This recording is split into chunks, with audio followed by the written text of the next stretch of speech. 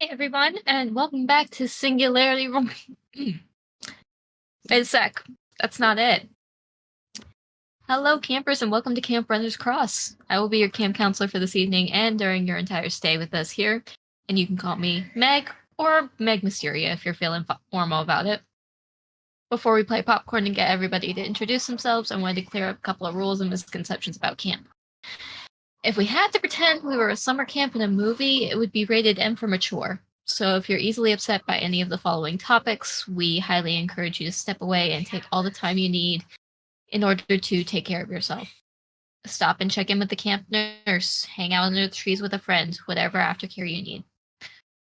Now, topics that may be brought up while on campgrounds may include, but are not limited to the following: homophobia, transphobia, hate crimes, hate speech, gore, death, general violence, discriminatory speech and violence, and the mention and use of particular slurs.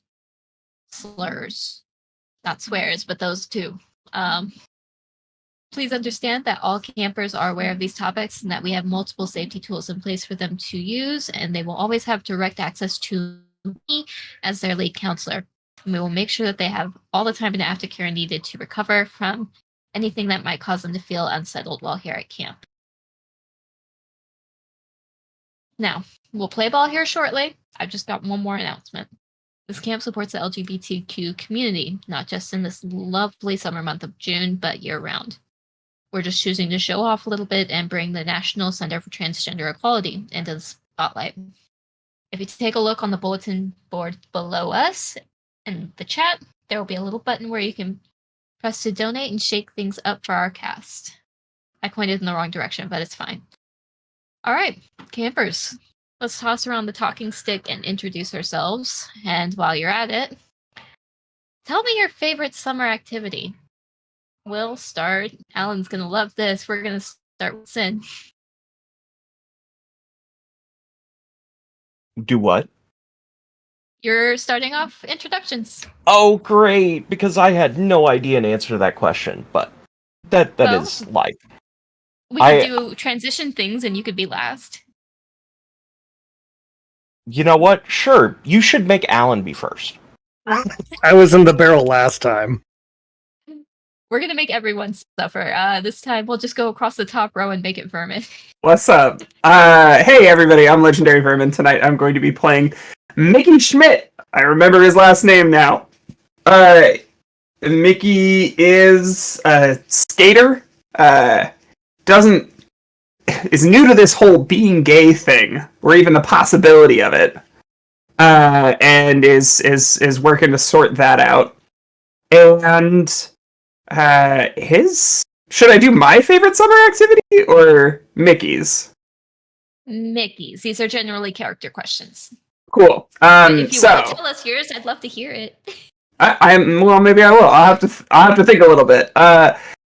Mickey's favorite summer activity is grabbing some cold ones with the boys by paying somebody outside of the supermarket to buy beer for them, and then going to like a house on their block that's abandoned that has a smooth pool in it, and skating on the pool.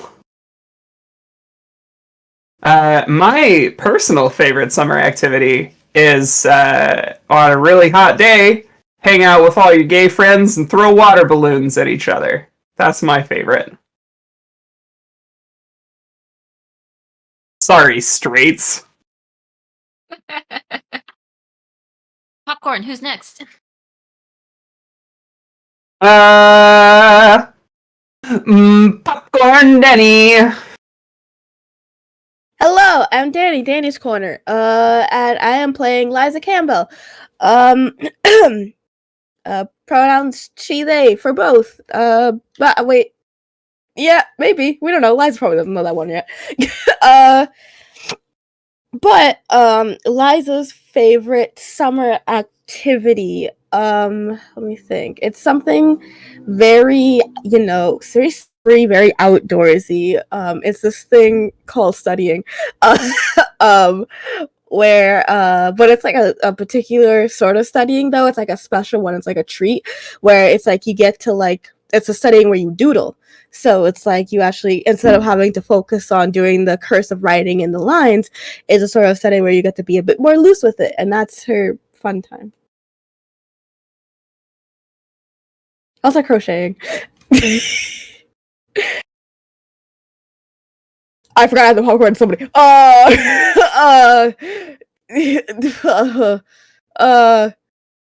Oh shoot. Oh wait. Oh no. You gonna be okay? No, who wasn't good? Elsie. I forgot his god. She's dying. Somebody help her. It was funny. You just Don't like got perceive caught me. in your panic. It was great. I loved it. Okay, now I can panic because I was like, oh, I'm so ready for this. I'm not ready for this. All right. I am LC or Optimistics on all social media. I play Sabrina Parker. I am still getting over a sinus infection. As far as summer activities go, I think for Sabrina, it would probably be like anything involving like kickball, dodgeball being like so you could like throw the ball really hard and not aim for the face. I don't know what you're talking about. Headshots are not double points. And for LC, I haven't been outside for summer in quite some time. But I think some of my favorite summer activities as a kid was going to like sailing camp and purposely capsizing the boat so that I could swim in the water. But we really weren't supposed to do that because there were alligators in that lake. But I'm still here. So catch me next time. I survived, bitch. All right, popcorn over to Alan. Hey guys, my name's Alan. I am playing Kenny Krupinski, a jock who desperately really wants to just be a fucking bookworm. And I gotta say, archery is probably one of my favorite pastimes. Kian. Hello, everyone. My name is Kian. You can find me on Twitter at uptight_chiffon. I am playing Finley, who is gay panic personified. Finley's favorite camp activity is probably the high ropes course. Mine, as a human being, is staying inside and away from the sun because I am not an outdoor person. But yeah, and I will popcorn it over to Sin. Hello! I have gotten over my panic that had us completely change the order at the beginning.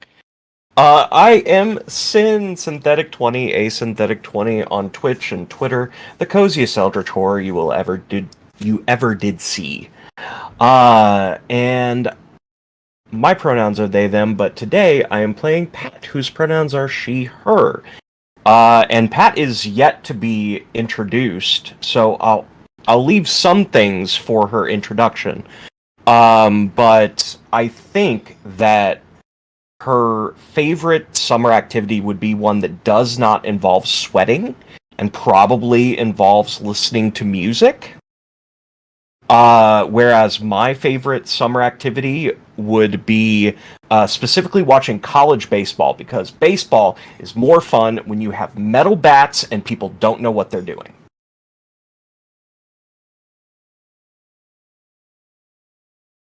I like it. I have a lot of activities going on. I'm making note of it because I'll never engage in any of them. So, a few days have passed since you first arrived, and everyone's starting to kind of get in the swing of things. After your mandatory initial therapy sessions, you're put on a roster for group sessions that happen every day, doing different activities and learning new coping and mindfulness skills. But not all of you are on campgrounds yet. But the car you're in has just passed under the Camp Runners Cross Arch, lumbering over the gravel as it pulls up in front of the main management entrance. An older woman looks to her passenger, giving them a weary smile. All right, we're here. Are you ready to meet the owner, Pat? If I say fuck off, does it change anything?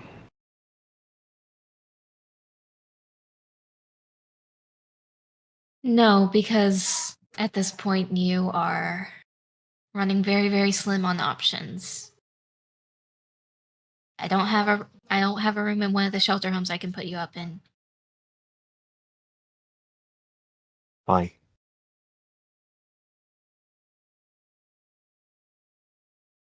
Okay. And she sets off the car and steps out. Let's see. Owners said that they would meet us in their office. Should be right through this main door here. And as Pat steps out of the car, she takes like one moment to look out at the woods and consider bolting, but she decides to follow the woman.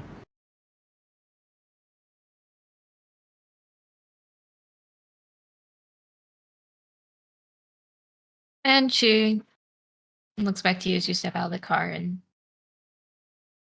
with a soft smile, noting that you are making a very conscious choice to not run away.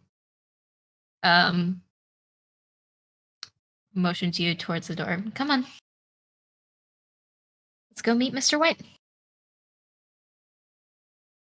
Sure. And two of you make your way through the main administrative hall to the open office door of that's labeled Director Tommy White. And she raps on the door and says, "Hello? We're here." And if you peek around the door, Director White, apparently, you would guess, gets up from behind their desk and approaches the door. Come on in. You, Sylvia, told me that you were bringing someone very interesting to come see us. You must be Pat. It's a pleasure to meet you. Sure it He is. holds out. And because I haven't described Pat at this point, she is like 6 foot tall, has brown hair and kind of an almost cherubic face, which she really hates because she gets a lot of attention because of that. And she's gotten used to being a jerk to most people, just so they'll go away. She does reach out her hand eventually. Is that he's not backing down, and it's probably starts with a bit of a staring contest. At first, and it's like settled expression on his face, like I'm not backing up. I'm not backing away. So you shake hands, and he invites you to take a seat. And in Pat's mind, she's like, it was either shake the hand or continue to smell the breath. She doesn't say that out loud, though.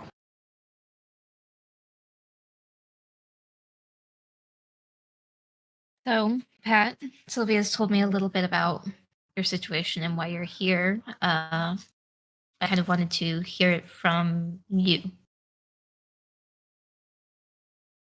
if you're all right with that.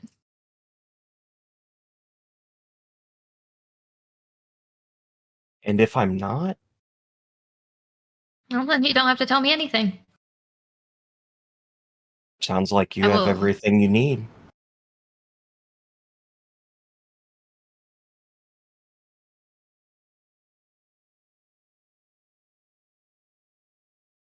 In your eyes or the state's eyes?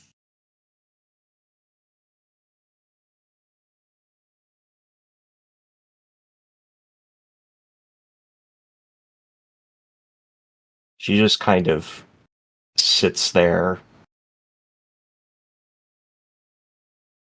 Do you really think I care what you need in the state's eyes.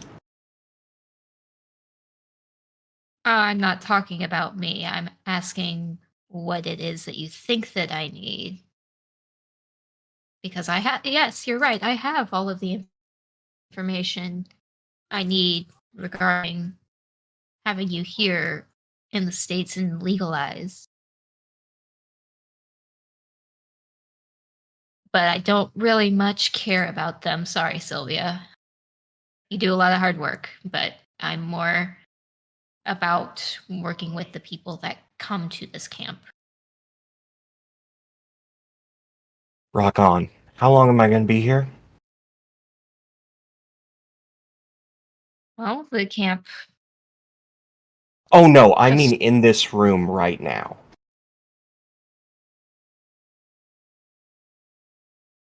long enough for me to give you your folder and information and flag down the counselor for your cabin. Cool.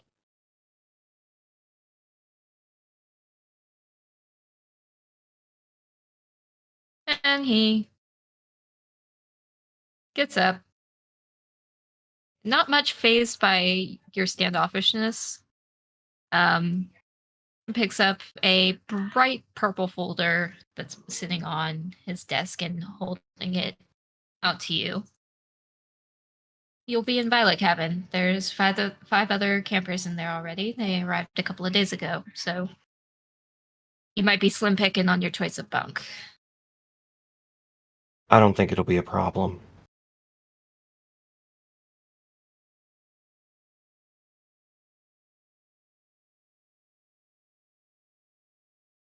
Sure. I am living, by the way, for everyone's reaction gifts right now.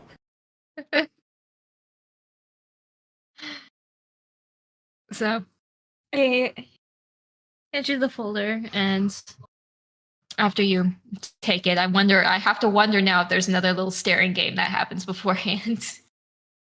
Shorter this time, but still there is one. I'm gonna make you act like a decent person. After handing you the folder, he picks up a radio that was sitting on the desk. Magdamain cabin. On it, director. Be there in 5.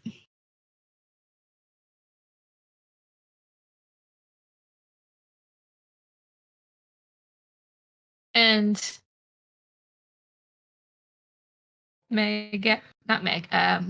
Director White, who's dressed very casually from what you'd expect from somebody who works in like a director's office, is wearing effectively like sports shorts and a camp t-shirt.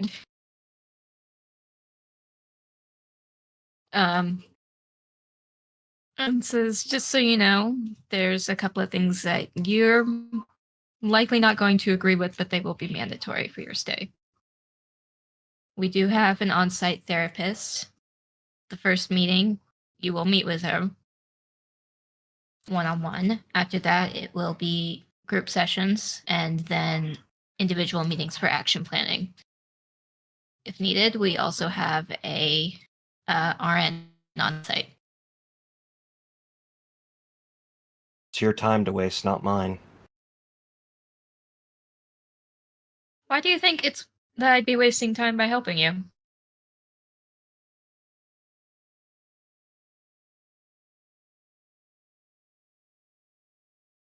Good question. Why do you think you'll be helping me?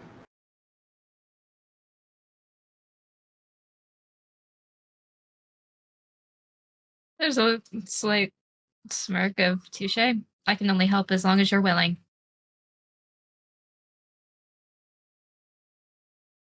It is my hope that you do find something that you're looking for while you're here.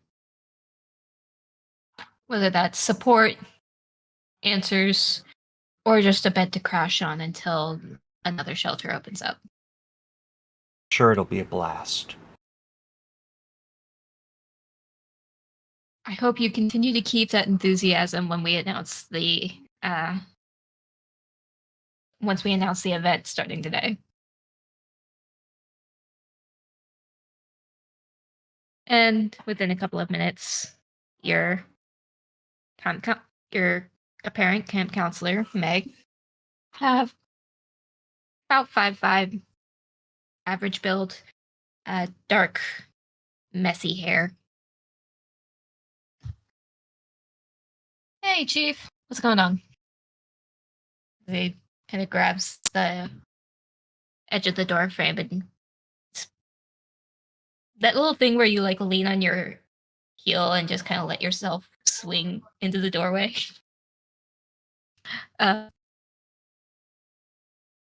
Sorry, Danny and just broke notes- me. and notes the purple folder in front of you. Says, we got a newcomer. Hi, I'm Meg. Pat. Nice to meet you. So you're gonna be hanging out in Violet Cabin with us. Guess so.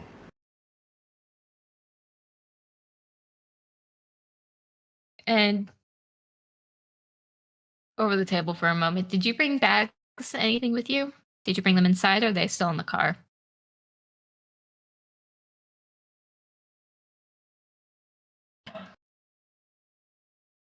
I dropped my stuff the last time I tried to get away.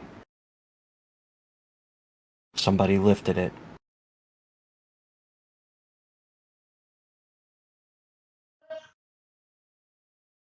Okay, then Sylvia and I will work on finding you some clothes and toiletries, everything you'll need. Meg, why don't you take Pat here, give her the tour. Sorry, I made a bit of an assumption that I shouldn't have. Do you prefer using she, her pronouns? Or do you like different ones? Just having... No, this one's gonna be out loud. What the fuck?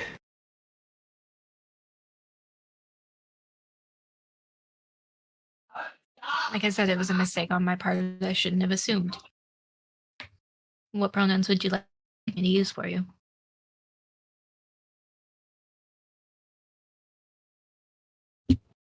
God. How much of a shit do I want to be? I don't know. How much of a shit do you want to be? No, this is out of character. This was out of character. Okay, good. I will work my best to make sure that my characters are clear on who is speaking. But yeah, good, because one of us I has to, and it's sure recognize- not me. It is sure not me. Well, I recognize that my cadence is very much the same, so I try to shift it with like personality bits and like where people put the emphasis on. But that's a whole character investigation spiel. We'll not go into that right now. like I'm trying to think.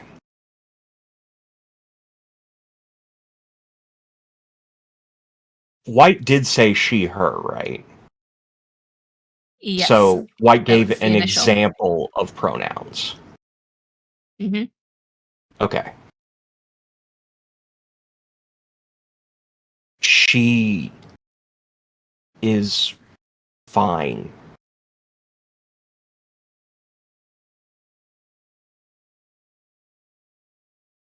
Okay. If that changes at all, let us know, and we'll adjust fire. Okay. Literally looking at Director White like they're on fire. Like, what do you mean that could change? Again, Not saying it much out loud. face. Again, not much face, but probably recognizes the expression is just kind of, oh, what the actual fuck? Yeah. This dead ass stare, like.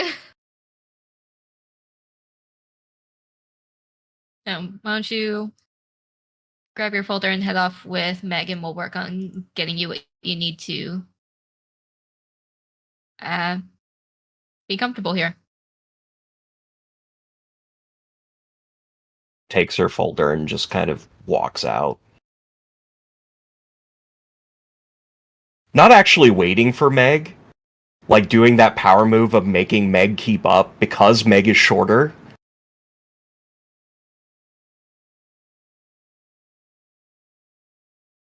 There's a brief instant, like, moving out of your way and then looking back into the office with a, like, oh boy kind of expression before turning around and jogging to close the distance. Despite being shorter, they are he. Wow, I don't know my own pronouns. Mood.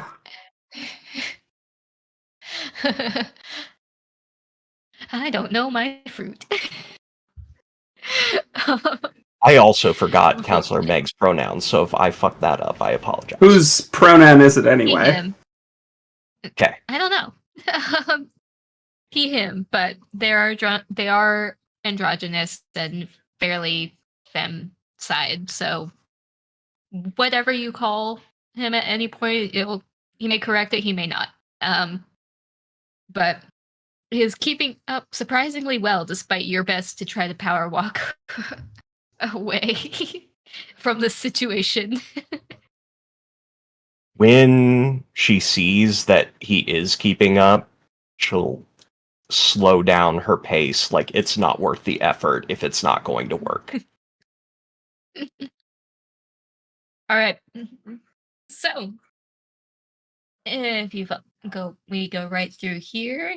You saw the nice shiny administrative building. Here is the mess hall that we've opened right up into, and you can see that people are kind of starting to get ready in like the back areas where the kitchen is, starting to kind of gear up to making lunch.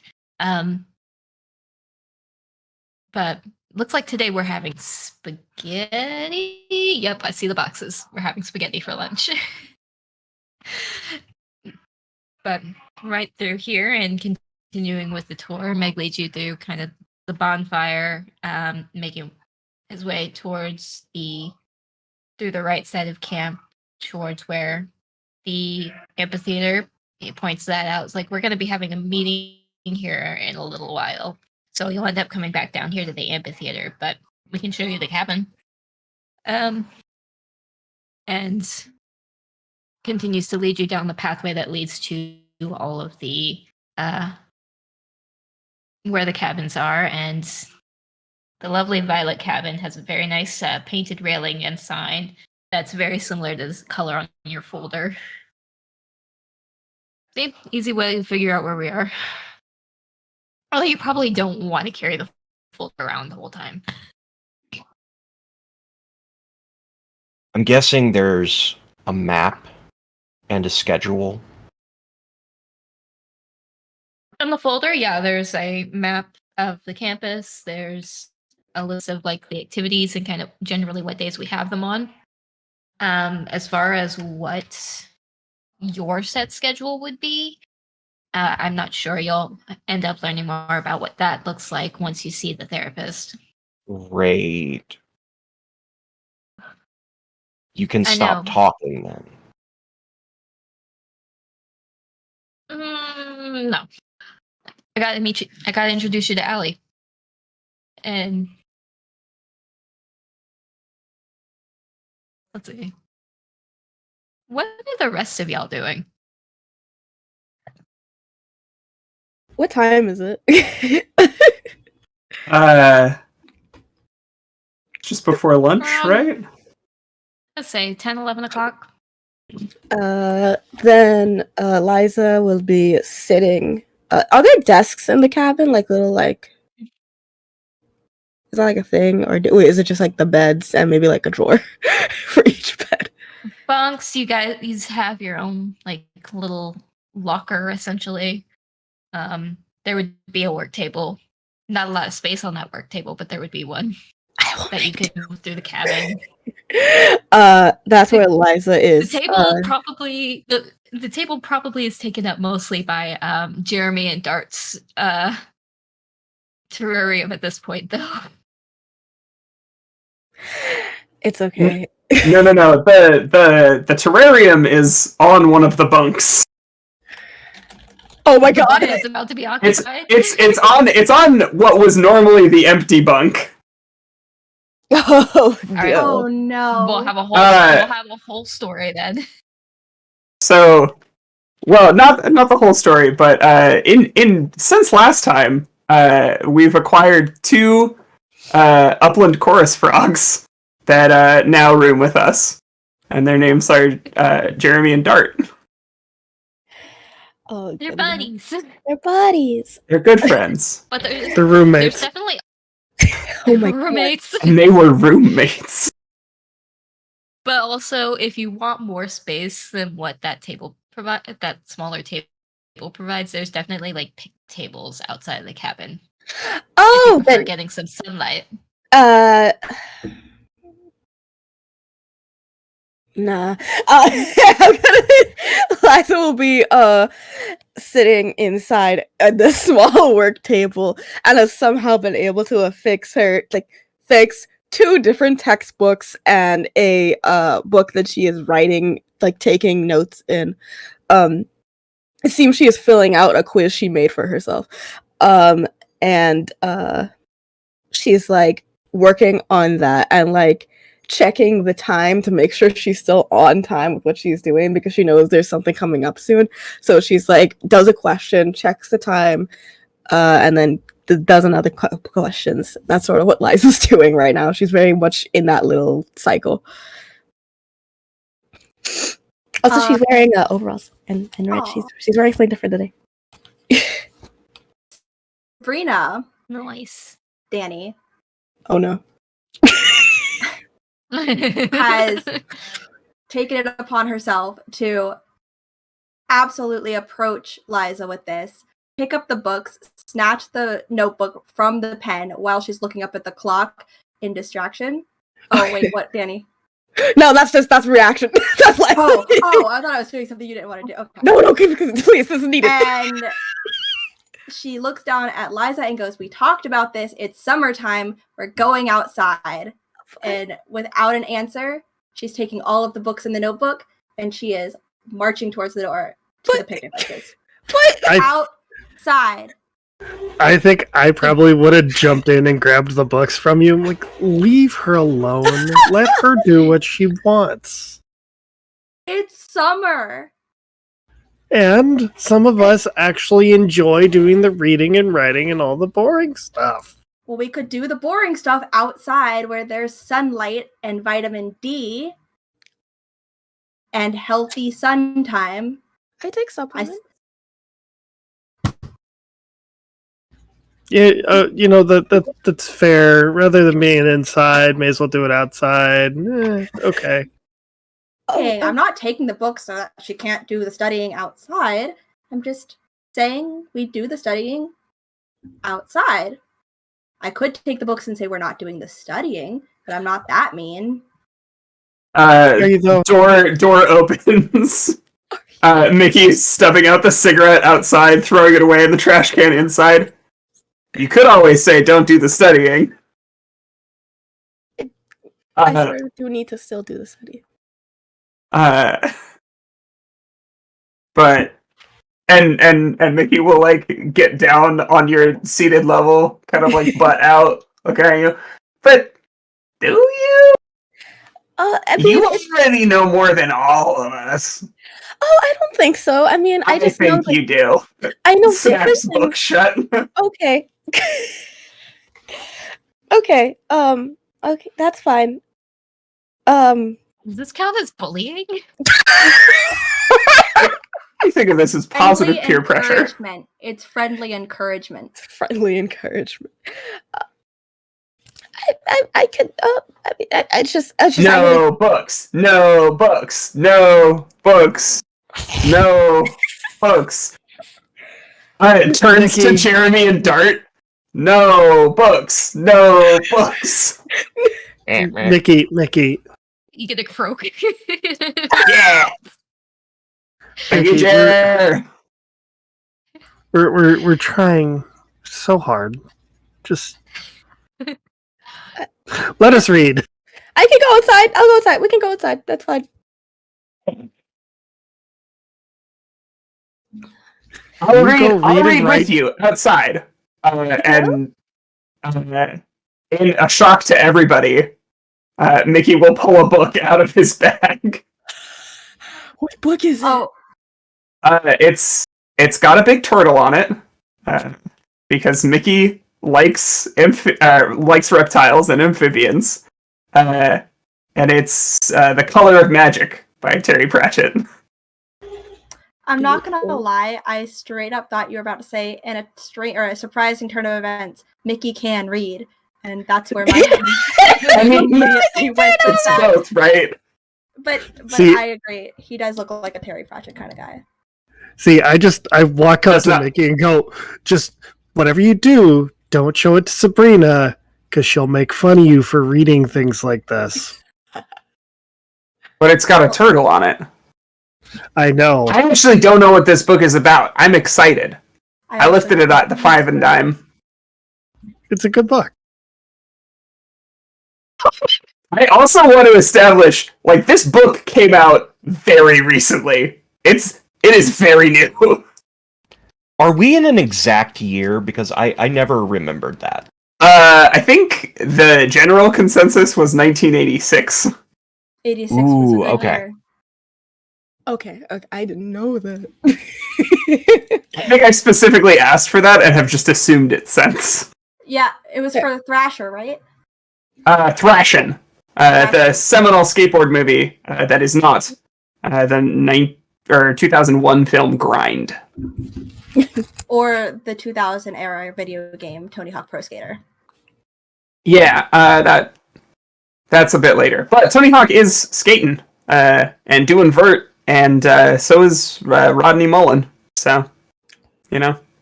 The Ollie Those was are- invented about 3 years ago. Those It's a good time sound to be like skating. names that people Yes, have. so sure, guys. I've heard of Tony Hawk. One should. Come on, my God. Rodney Mullen, the father of flatland skating? I can't even.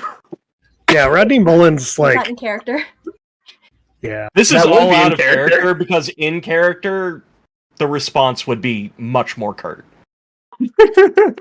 My question is, amongst this chaos, or maybe you've detached yourself from it, how you doing there, Finley?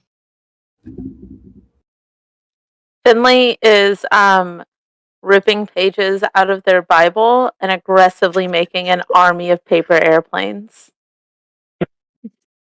Watching the whole thing play out, but is folding as many paper airplanes as they can.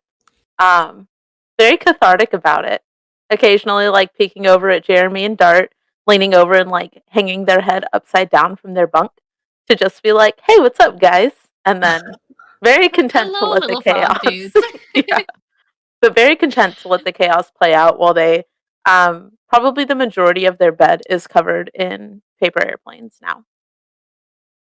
So you guys would notice that there are some footsteps coming up the short little stairwell, and Allie, who's laying in the doorway, attempting to get some sun, but still watching you guys, and occasionally perking up when it's like, "Oh, are we gonna go outside? Oh, we're not. Okay." Oh. And she jumps up and hey, absent. You hear Meg's voice on the other side of the door is like, "So this is Allie. Really hope you're not allergic to dogs. They wouldn't have put you here if you were allergic. But this is Allie. She's one of the therapy dogs on campgrounds. She's our roomie, but she is not our only official mascot." Oh, you guys are being crazy again. So I think as soon as like Mickey hears put you in this cabin, guys, there's someone new. Oh, good afternoon, Counselor Meg. Is there someone new? Come on, come introduce yourself. And as I said, excessively tall, probably wearing pretty worn clothes. Pat comes in and immediately zeroes in on Sabrina and just fuck. Hello.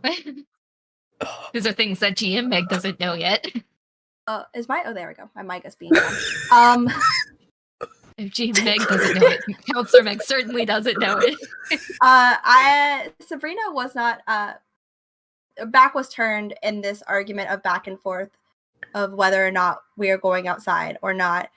But when she does turn around, she will also like deadpan, like stop in her tracks and just like stare Pat down and be like, hey. Pat very robotic, like very rotely reaches out her hand and says, "Hi, nice to meet you.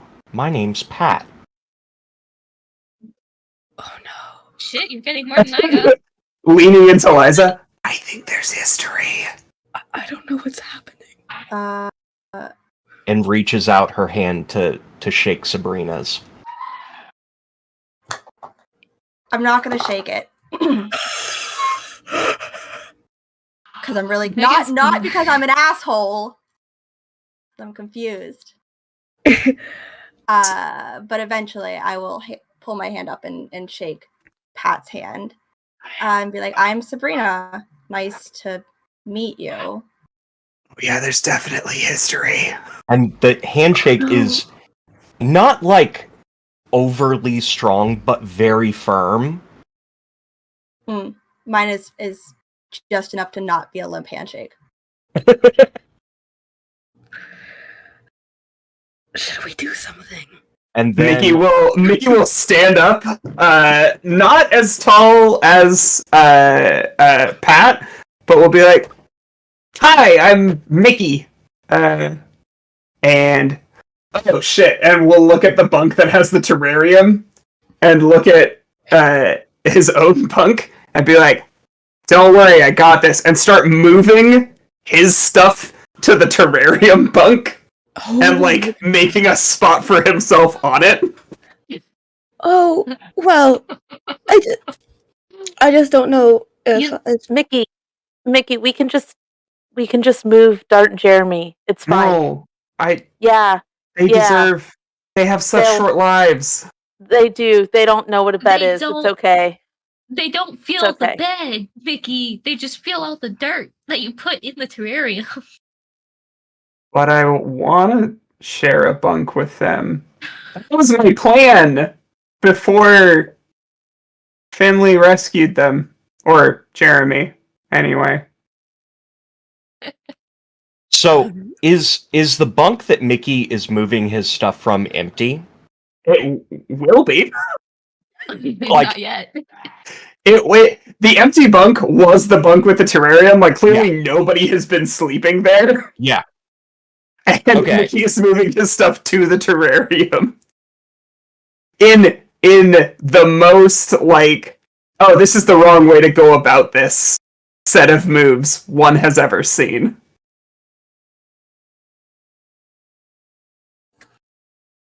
Pat will help Mickey then. She will take the stuff and kind of toss it in his general direction, and then lay down on the bunk that was Mickey's. Appreciate it, thanks. Oh, not a skateboard! You gotta be careful. This is made of glass. She just looks over. My bad. It's all good. It's all good.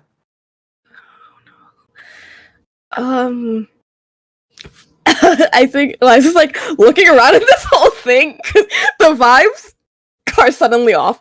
This was so much easier when people were bullying her about reading. Not bullying. Lovingly encouraging. So I think Liza will go sort of was like, okay, what did people do on the first day? They did introductions to me. They just need to feel more welcome. And so they walk over. Doing great, kid. Thank you. And they walk over to where Pat's laying down, and they go, hi, good afternoon. I just wanted to say welcome to our cabin, and it's a pleasure to meet you. My name is Liza Campbell. He's like, hold her hand out. My heart hurts. Do it, break it, do it right now.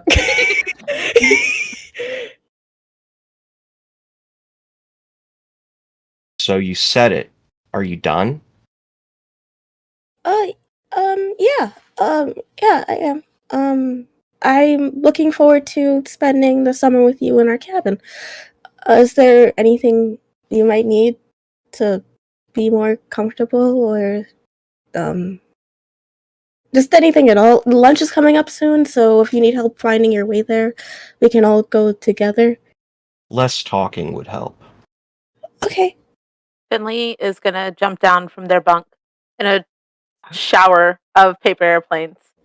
And Full anime jump right there. absolutely, Finley launches themselves down and looks at Pat. Do you have a fucking problem? Yeah, what's your damage? Jesus. Liza's just trying to be nice. What the fuck? Oh, you don't have to. God. I just need you to know this character is 100% not something that I am. I know, we know. And it's so hard. You're doing so good. We're so proud.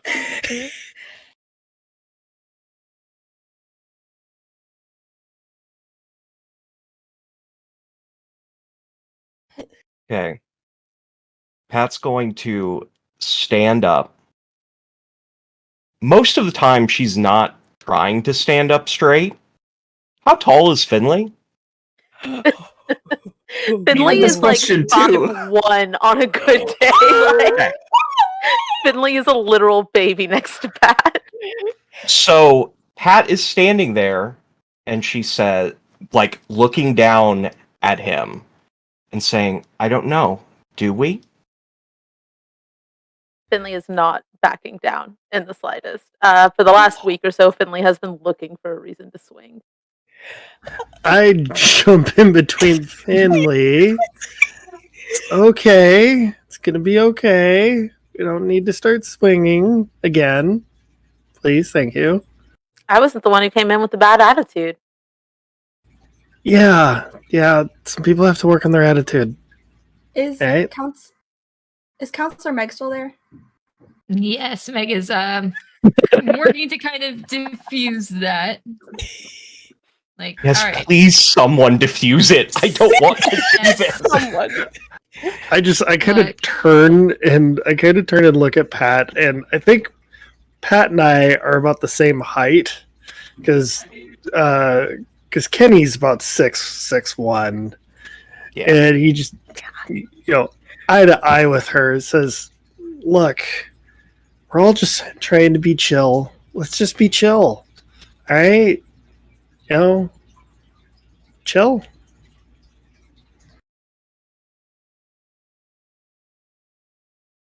Chill. She'll lay back down. Hey, we can go sit outside now. We don't even have to read. If we don't want to, we can go outside. Whoever wants to. And Liza will start to like make it like without holding anything. She doesn't even go for her books. This is she's trying so hard. She just goes outside. Mickey will pocket the copy of Color of Magic and like grab his lighter off the bed and follow. I'm gonna grab a handful of paper airplanes and Jeremy and follow out. I'm bringing the frog. Why are you bringing the frog? The frog's gonna Oh. run. Sorry. No, Jeremy There's also loves two us. frogs. I'm only bringing You're Jeremy. I keeping don't know Jeremy Dart. and not the other. I don't know Dart. Dart can stay in their fucking They're our lane. favorite. Dart likes to run. Jeremy doesn't. Dart we've had to find in weird parts of the cabin every so often. Jeremy Like- jumped on my face upon first meeting us. I don't know. Yeah. Where are you getting these headcanons from? Hey, Uh, Finn was this- super quick. We're I'm good. pretty sure that at one point Mickey may have tried to strangle me because Dart jumped into my mouth while I was asleep. No, I was trying to get the frog out of your mouth safely, and I didn't want you to chomp Dart. Didn't feel like it. Felt like you were trying to kill me. So, what about you, Kenny? Are you following after the others? Yeah, I think I'm gonna kind of just stay back a little bit, but I am gonna follow out slowly. You guys enjoy the sun for a minute. And once everybody's kind of clear of the cabin, just kind of shuts the door and leans against it and says, so you're gunning for asshole of the summer. Is that what I'm getting here?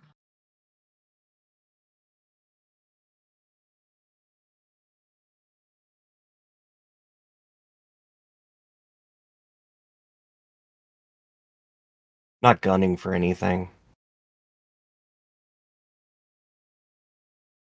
I just don't want to be here. Well, I'm gonna do what Director White is too nice to do and tell you tough shit. Because from the circumstances that I'm hearing, you don't have much of a say. And you could really use somebody in your corner. And that's all that we're trying to do here. And your cabin mates are trying to do that too. A lot of them know how shit life is. Shit. Mickey just has those things that he brought in a duffel bag to his name. Not much different from your circumstances.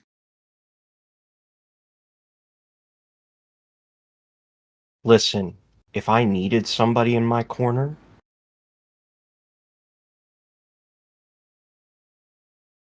I'd would find run. them myself.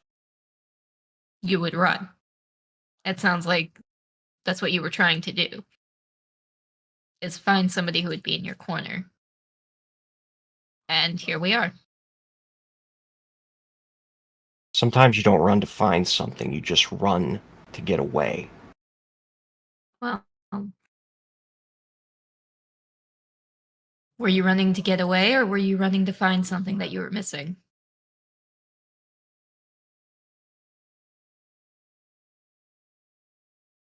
Or was it both?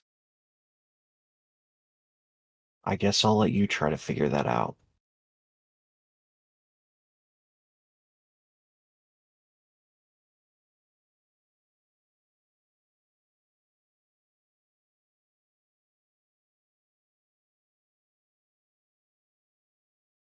I'm hoping at some point you'll have the courage to tell me yourself.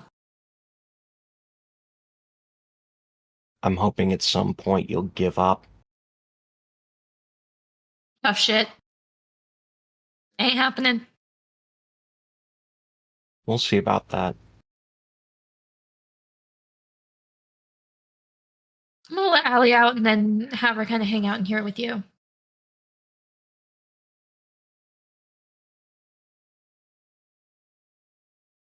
And just a Sure. heads up, one of the things that we really try to value here is being respectful to one another. So I'm not saying you have to like anybody. I'm not saying you have to like that you're here. But at least be a decent fucking person.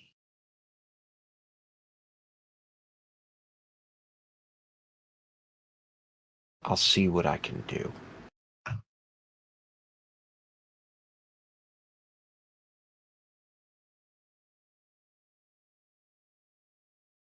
I'll keep pushing to hold you to that. So, let's go out with Allie. After opening the door and letting Allie outside do her business, she comes back in and she lays down by your bunk. And occasionally kind of pops her head up and stares at you. If you let her get close enough, prod your hand or your arm. After a while, like, there's no one else here. Nope, Meg left. Pat'll give her some scritches. Very happy panting, as is Golden Retriever way.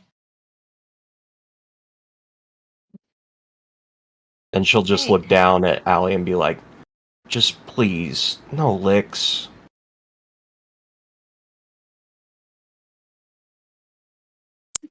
There's As- back, happy panting. Probably As if Allie probably could licks your hand. understand.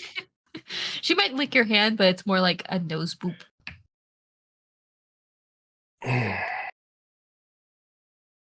She's a puppy. She can only do so much. Oh no, I understand. Right.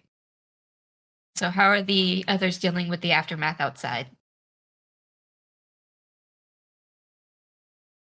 Finley, how do you feel about the idea that we're just like raging, like Absolutely. hyping each other? That kid sounds like she's really tired of life. Did you fucking hear the way she was talking to Liza? Like, that was so fucking mean. There was no reason.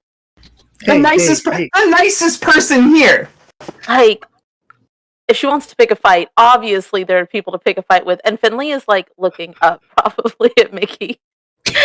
Yeah. Mickey's like 5'10", not as tall as either Kenny or Pat.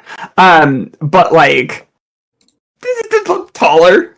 Taller than Finley. Yeah. That makes the getting bowled over by Finley even funnier, by the way. Hey, Liza, if she ever gives you shit, you just tell us, okay? We'll sort that shit out. I don't think that'll be neat. Thank you so much. You guys are very nice and kind. I appreciate it. But I think I should have pick fights in my cabin. Also what Counselor Meg said. But also, Not picking a fight, just finishing it. Violet, not violence. No, That's gonna be up to her, isn't it? Violence. It is violence cabin. Common mistake. I understand. Definitely violence cabin. I haven't been here for the last 3 years. I technically sort of, started it a little bit. So it's, I shouldn't have, like. You, Liza, grabs hands. Oh, hi. You did nothing wrong. Okay. Okay. Okay. Can I hear you say it? I did nothing wrong.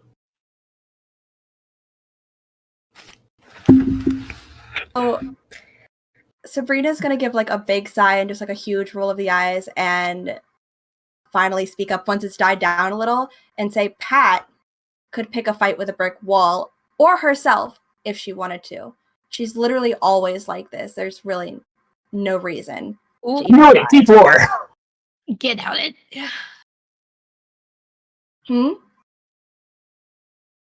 That's I said, I knew it. Deep war.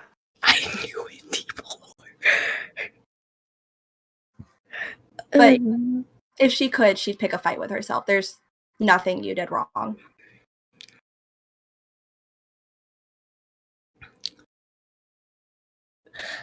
Wait, how do you know that chick?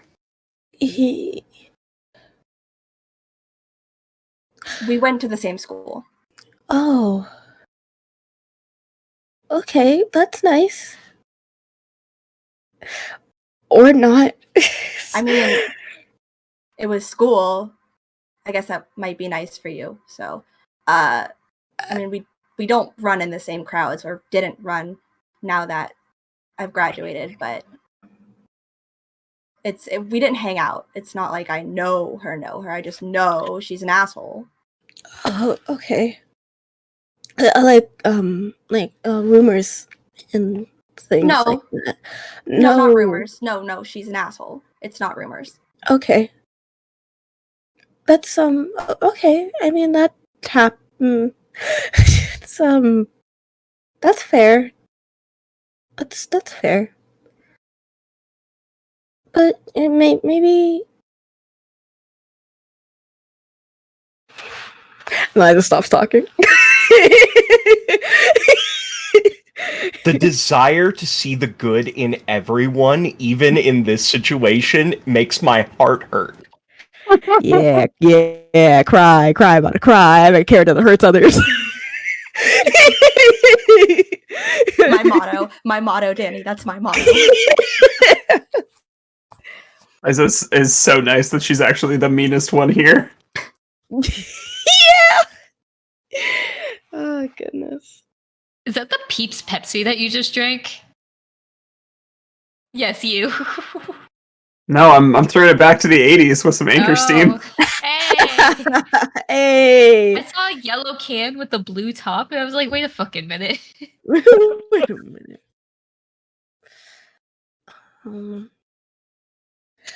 Anyways, Finley, you made paper airplanes. That's cool. When Mickey had turned to Liza to like walk Liza through that you did nothing wrong, you could kind of see the wind kind of get taken out of Finley's sails because they heard Mickey say, "You let us know," and for Mickey it was like, "Oh shit, I am part of the us. I don't know where I am in this group, but I'm in this group." And so they have absolutely like kind of scaled back and started to feel really self-conscious. And is holding Jeremy in one hand and a handful of paper airplanes in the other, and turns to Liza and is like, yeah, I don't know, kind of my favorite form of communication. And if you, like, Finley will kind of pour some out on the table, and if you unfold them, you see, written in most of them is just hi in all caps, as Finley's way of sending quick messages to start conversation. Yeah, I don't know. It's, it's whatever, and like is clearly trying to deflect and not doing a good job, but is very tightly holding on to Jeremy. So, is it okay if I take one? Not take them. I'll give it right back to you. Okay, you can keep it. There's a lot of pages in the Bible. I've got plenty to work with.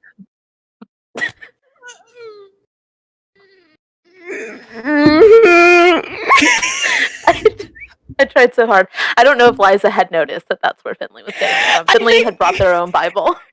I think Liza didn't notice until just now. Brought or had been sent with. You notice, you look at this page and you're hearing Finley say that, now you're noticing all you have like a page out of Psalms in your hand. I think Liza's like looking down at You've got a plane that is made from Exodus, or it might be Exodus 23:19, and it's like the whole one on Wrath. And it just says big red letters. It says, "How you doing?" on Wrath. Doesn't matter if it was from Exodus; it has been Exodused. Yes. Ezekiel, that's what it was. Ezekiel 23:19. I think you see Liza like looks at that, and there's like a good there's like a processing. You can physically see like and she tenses up like she's waiting for something bad to happen. But then nothing happens, and then she's like, and she takes it. She's holding it like this, like she's like holding it, like barely holding it, like it's going to burn her. And but then she like gets up and like takes a couple steps back, and then she like, okay. She's actually calculating something, and she throws the paper airplane back at you, Finley. that and it's just the one that just says hi, and then she just says, Finley fucking lights up. Like, is so fucking thrilled that somebody is engaging in this, and is going to scoop it up and just say that was a pretty good throw. And I feel like Finley and Jeremy have established a relationship, so I'm going to risk setting Jeremy down on the ground between Finley's feet so that I can pick up the paper airplane, and then I'm going to turn around and I'm going to like. You could see Finley just kind of like, oh, fuck, who am I supposed to throw this to? I don't know what throwing this is going to mean, but I will throw it at Kenny and just send the paper airplane that way. I just love that Bible pages are going to make the most structurally unsound paper airplanes ever with how thin they... So, It was very intentional. I'm sure, like, if Kenny tries to grab it real quick out of the air and just, like, kind of accidentally crushes it because it's so flimsy of a paper. Like, oh, shit. I am so sorry, guys. I'm so sorry. It's okay. Whoa. Don't. It's cool. Here's another. And I'm going to hand you, like, 4 of them. Just, it's all right. Yeah, I'm sorry. I'm trying. I shouldn't be crying, but I'm trying. oh, Hey, it's happy tears if it helps. Yeah, I was worried because yeah. Pat. Oh no! I've dealt with worse. Yeah, totally dealt with worse. Trust me, that's nothing. I mean, you can like deal with worse, but still have something fucking suck. Yeah, yeah, that's fair. Hey, where did Jeremy go? I am sprinting down toward the lake, chasing Jeremy.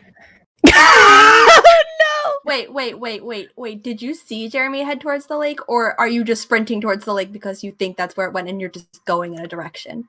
The I need to second know. option. The second Okay. option. Best option, thank you. One of Finley's negative qualities is being distracted. So Finley immediately went to go and comfort Kenny with multiple paper airplanes and forgot responsibility about the frog. So Oh no! Finley is just like, frog, lake, probably that direction, and it's going to go. Wait, Finley, where's Jeremy? I don't know. Don't worry about it, Mickey. And Finley is like trying really hard. Hey, I found Jeremy. He's on my foot. Of course. Right. I put him over there. I'm going to go and scoop up Jeremy, and I will not be putting Jeremy back down. Finley does have pockets on their jeans, so I will put Jeremy in a pocket. I don't know if that's... Mickey will pick up one of the paper airplanes to throw it and be like, all night long on my bed, I looked for the one my heart loves, and unfolds it, and it's Song of Songs. What? This sounds horny. Should this be in the Bible? Yeah. That's Bible's kind of like that. Yeah. The Bible has horny in it? Fun fact: Christians get horny too. They just, Well, I assumed because of the kids, but like in here. Yeah, but they gotta do it like super biblical. So you have to do it in the name of God. For real? And why do you think people say, "Oh God, oh God"? well, that's more, I think, like an act of blasphemy. That's sort of like, and that's where like the stress of it comes from. That's why it's such a statement, because it's like, it's the blasphemy of it makes it like more intense than it actually would be. I'm not saying like that's not about you're allowed to say that. I mean you are. I mean, it's okay. I'm not being mad at you if you said it. It's just like that. And Mickey will like look over to see how close Meg is, and will be like, "Wait, is that like a personal experience thing? It makes it more intense." Like, I think that just really depends on what your kinks are. You're underage. I shouldn't be having this conversation with you. No. Not talking to Meg, but like looking to see that Meg is away before asking Oh, Liza. I see. Wait, Oh, okay. is that from personal experience? Like saying, Oh God. While you're, banging it out.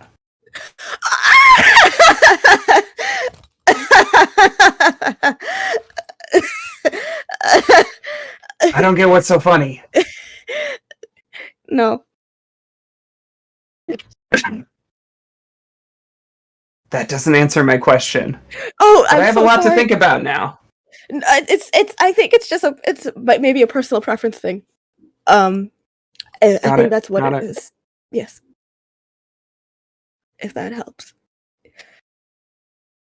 I noted, jotted down, locked Okay. away, Chief.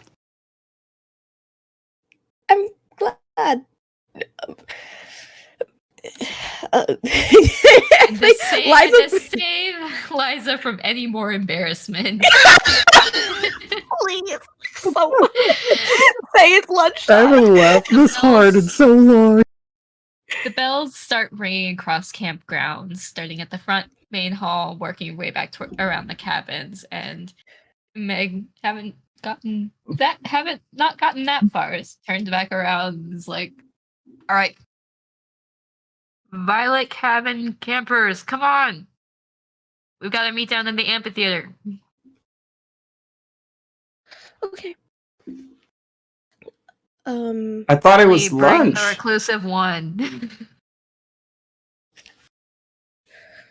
Wait, we gotta put Jeremy back.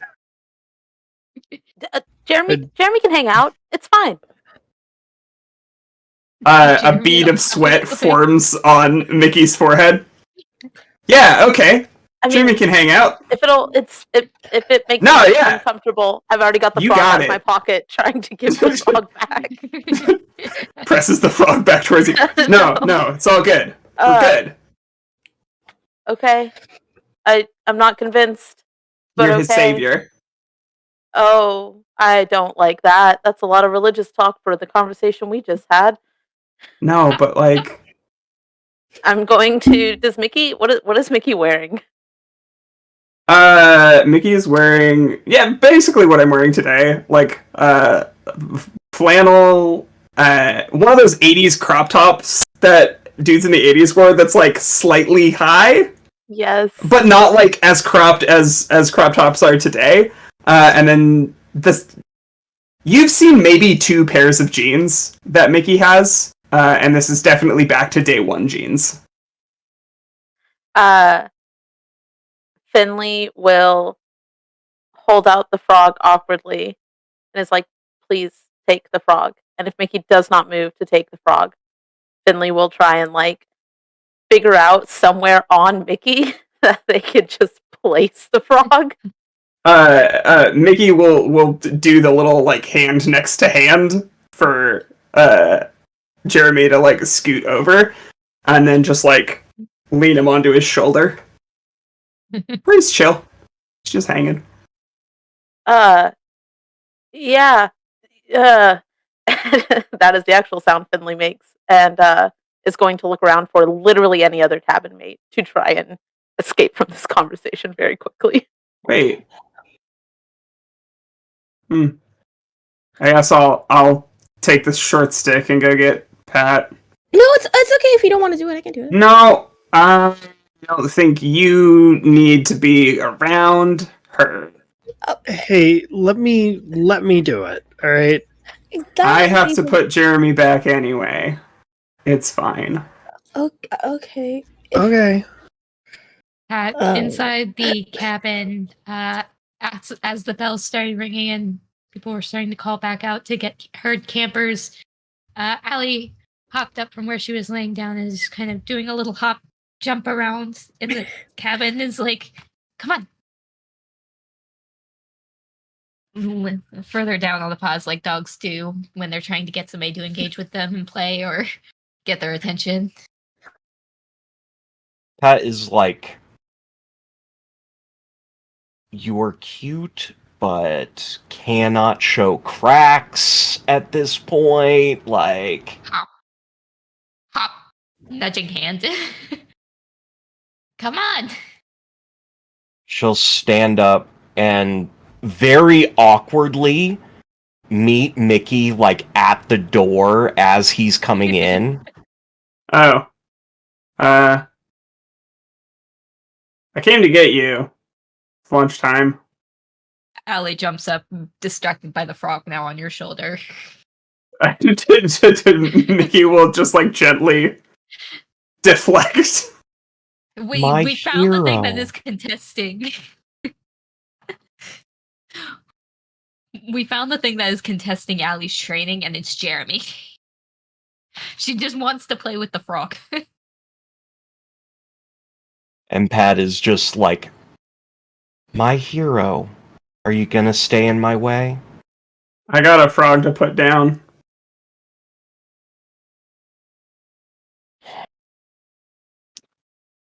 Pat will, like, not cede the space and, like, move around in the most awkward manner without, like, making physical contact to get around Mickey. Mickey will just stand there as this happens. And then go tuck Jeremy in.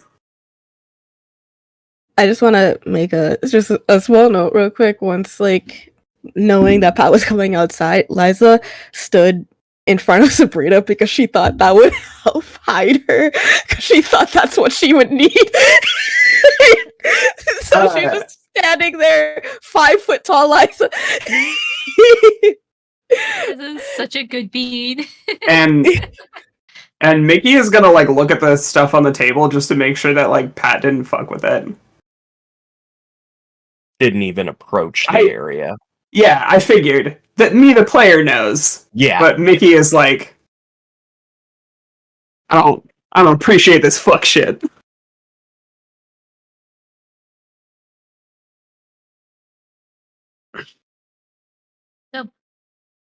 If Allie follows Pat for a second, Pat's going to look down at Allie and be like, we're gonna have to teach him fuck off. We're just gonna have to teach him. Not loud enough that Mickey could hear, but just... Not understanding a single one of those words. Actually, she would probably recognize those words, but still just happy to be here. She has a new friend, and she's escorting her new friend to the amphitheater. And Pat is accepting this as part of her fate. I found the way in, guys. It's always through the dogs. Alright. So Pat's being escorted. I imagine that once Jeremy is put away, the rest of the cabin members move en masse. And you guys find yourselves heading back after the herding and directing of the counselors, making it very abundantly clear, to the amphitheater, where, once again, back at the back on the stage is Director White wearing very casual wear with something propped up beside him on the stage that's got a big cloth draped over it. So you can't really see what it is other than maybe it's some kind of sign. Maybe. Unclear. But while our campers move about and get to where they need to go, we're going to take a few minutes and break for a little bit, rehydrate, do what we need to do, and then we'll come back.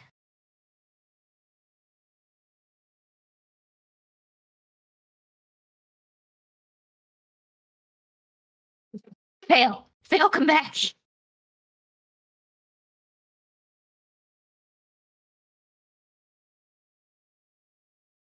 That's awkward.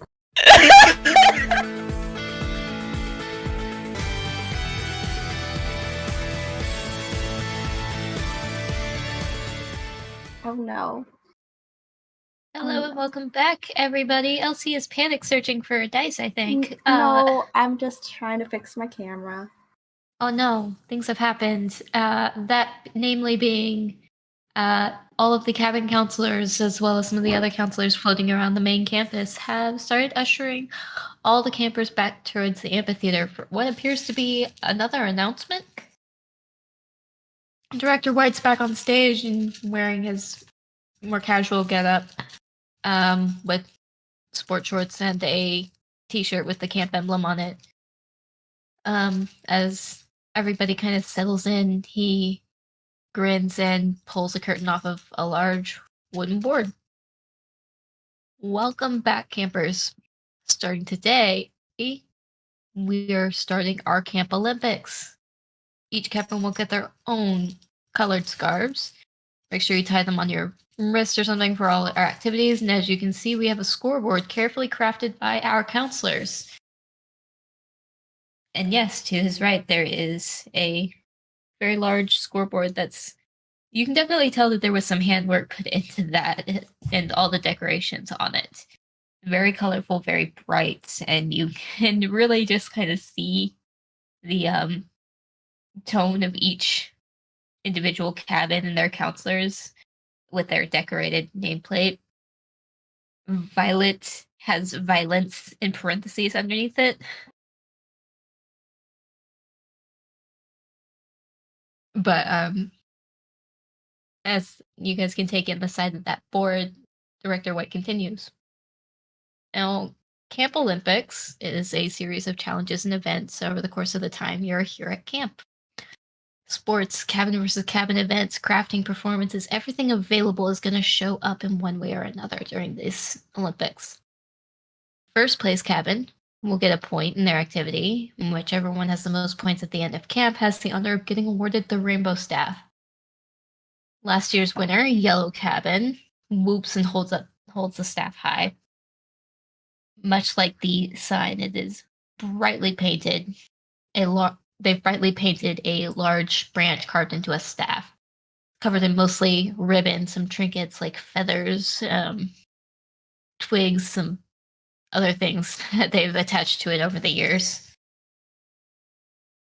Last year, it was Yellow Cabin, and the whooping just gets louder. It's like, okay, settle down, settle down. And there's some repeat faces there this year, so it'll be a challenge to get it away from them. First activity of the summer is... Drumroll, please. Kickball! You guys are going to be playing against each other in a bracket tournament. And the winner gets the first point of the summer. And that's pretty much it, campers. Your counselors will have this carbs ready for you guys on your way back up there for lunch. Yo, kickball? We got this. Look at these games. Yeah. Mickey will like grab the knees of the people closest to him and go, "Yams." For Mickey's safety, Yeah. that's not going to be Pat. Because it's funny. Mickey would not sit next to Pat. No. If Pat sat down next to Mickey, Mickey would move. Moved.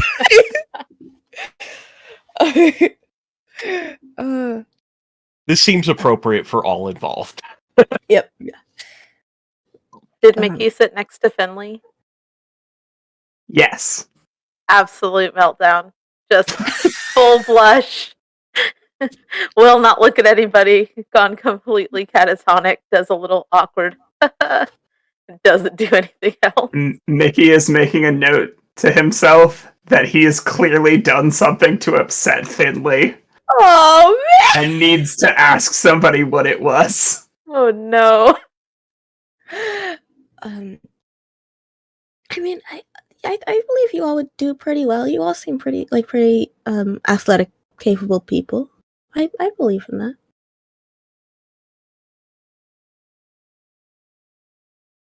Don't give me this. Go ahead. Are you not partaking, Liza? I mean, If it's required partaking, I will partake. If like it's a required part. But if it wasn't, you would leave us a man down, a woman down. If you wanted me to be a part of it, I would be a part of it. Just if you would, if you would like, if excuse me, if you would want me to, it's. But if you didn't want me to, I would also not. Like, I would understand.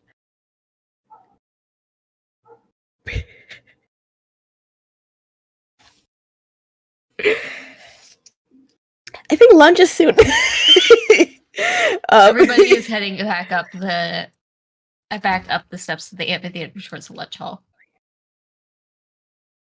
Hey, not to be that guy. Like, I'm all for sports and all that. I'm assuming you're probably gonna need everybody, right?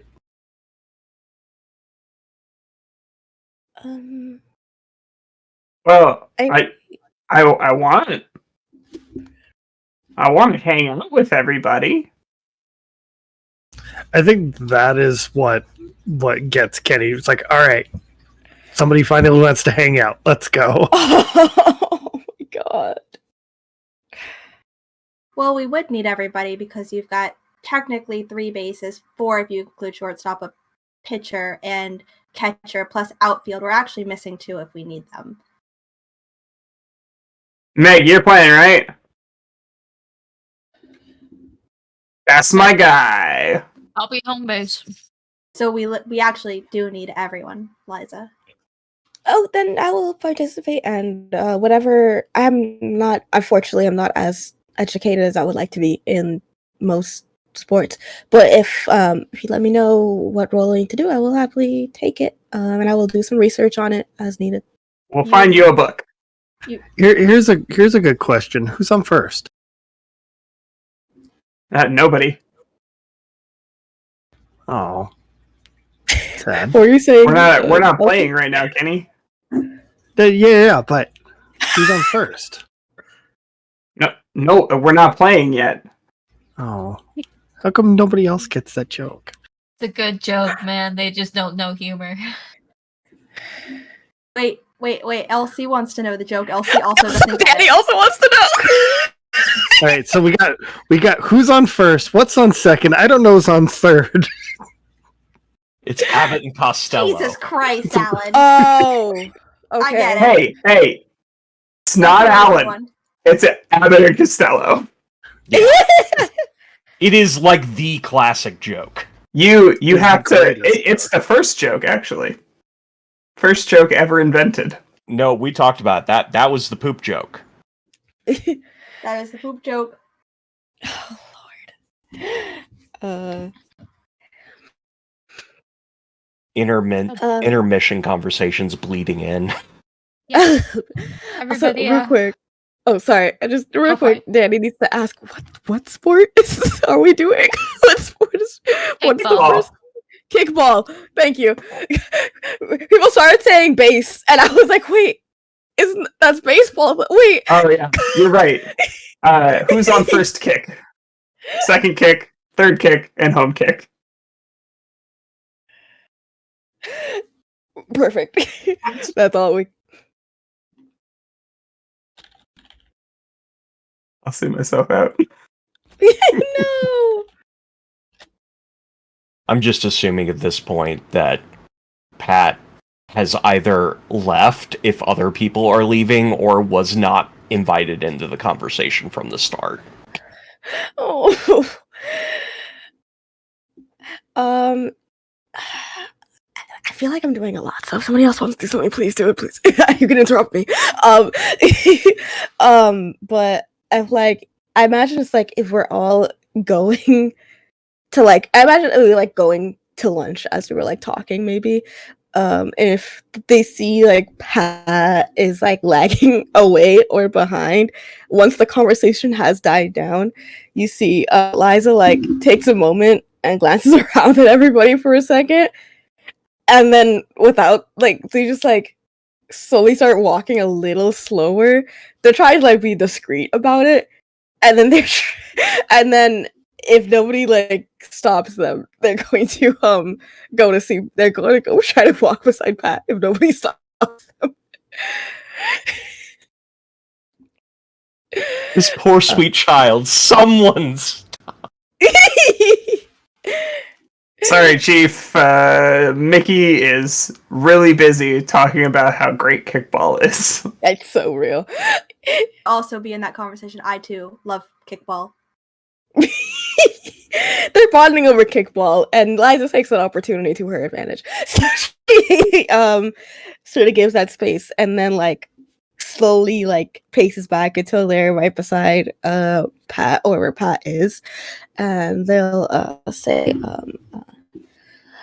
so are you interested in kickball? Sabri told us that we need everybody involved. But if you don't know a lot about it, it's okay. There are probably some books around here about it, but I thought I would get what your experience might be, see if you needed any help. I'll be fine. Oh, that's good. I've never done kickball. I could tell. Yeah, that's fair. I don't really look like the sport type. I mostly read. But that's fine though. I'm gonna try and do my best. Do you maybe have any advice?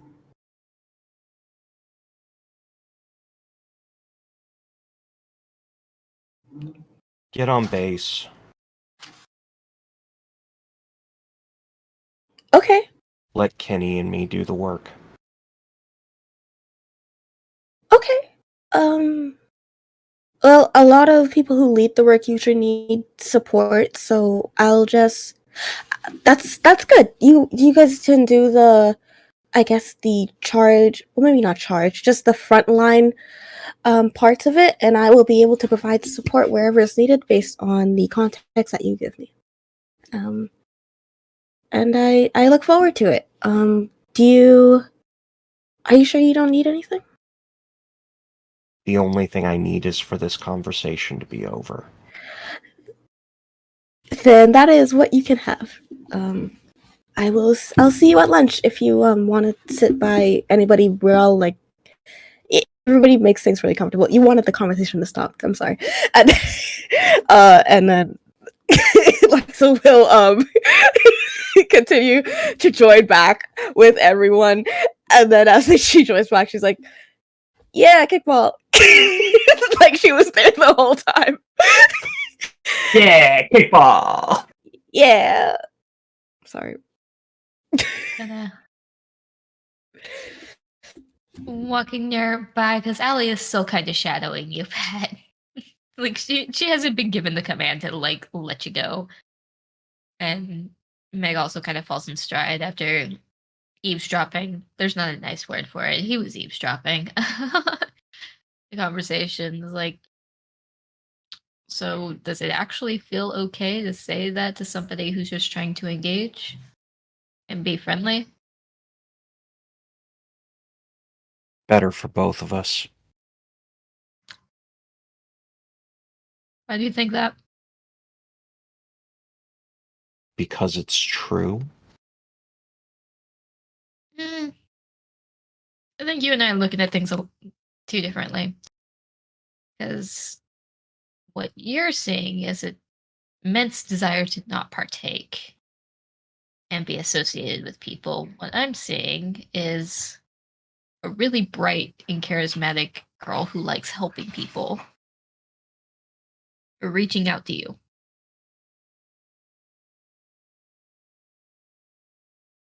Yeah. Usually doesn't work out for people.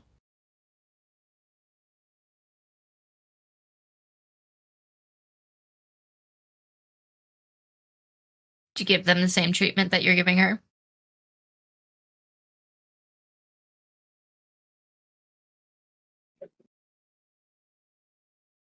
Don't really think I owe you a response to that.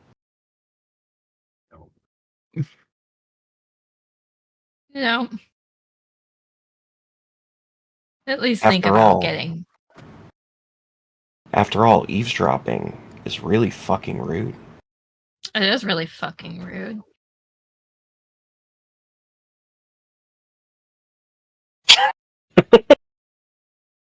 He just doesn't care. Like, yeah, it's rude. You're also kind of my ward. So, yeah, eavesdropping, that feels shitty. But when you're closed off and you're putting everybody at arm's length, what do you expect me to do outside of be, one, completely upfront with you, or two, being sly about it, and then being upfront with you about being sly about it? I'm not gonna dick around like some of the other counselors.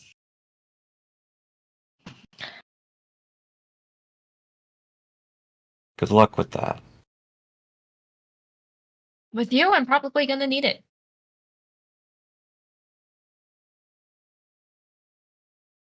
You did a good job, though. What? You did a good job. You opened up a little bit to her.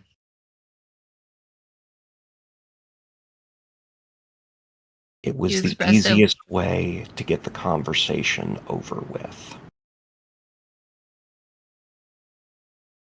Mm-hmm. I know it would have been easier. But you didn't do that. So I think that deserves some victory garlic bread.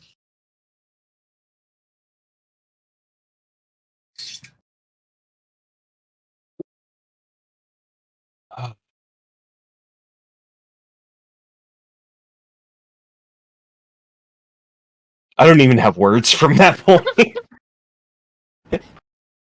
I've done my job right. So you guys make your way to the mess hall, and much like you saw earlier, there's just rows of fucking pots and platters full of spaghetti. There's definitely garlic bread. There's of course choice of juice, water. For dessert, there's like a fluffy, almost gelatin cookies and cream thing. I've seen it called cookies and cream salad. I don't like the way that that's phrased, but it's like Wasn't That everything sounds in a the lot 80s like though a Snicker salad? salad, and I yeah, object. like they're just gonna call it Oreo fluff. That's what they're gonna call it. It's not a salad, it's Oreo fluff. That's for dessert.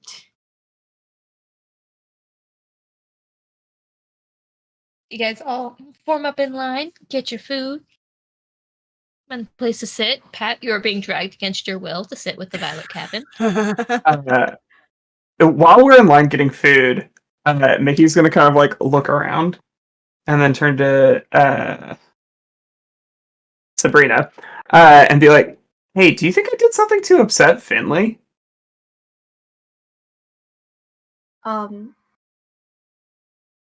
Why would you think that?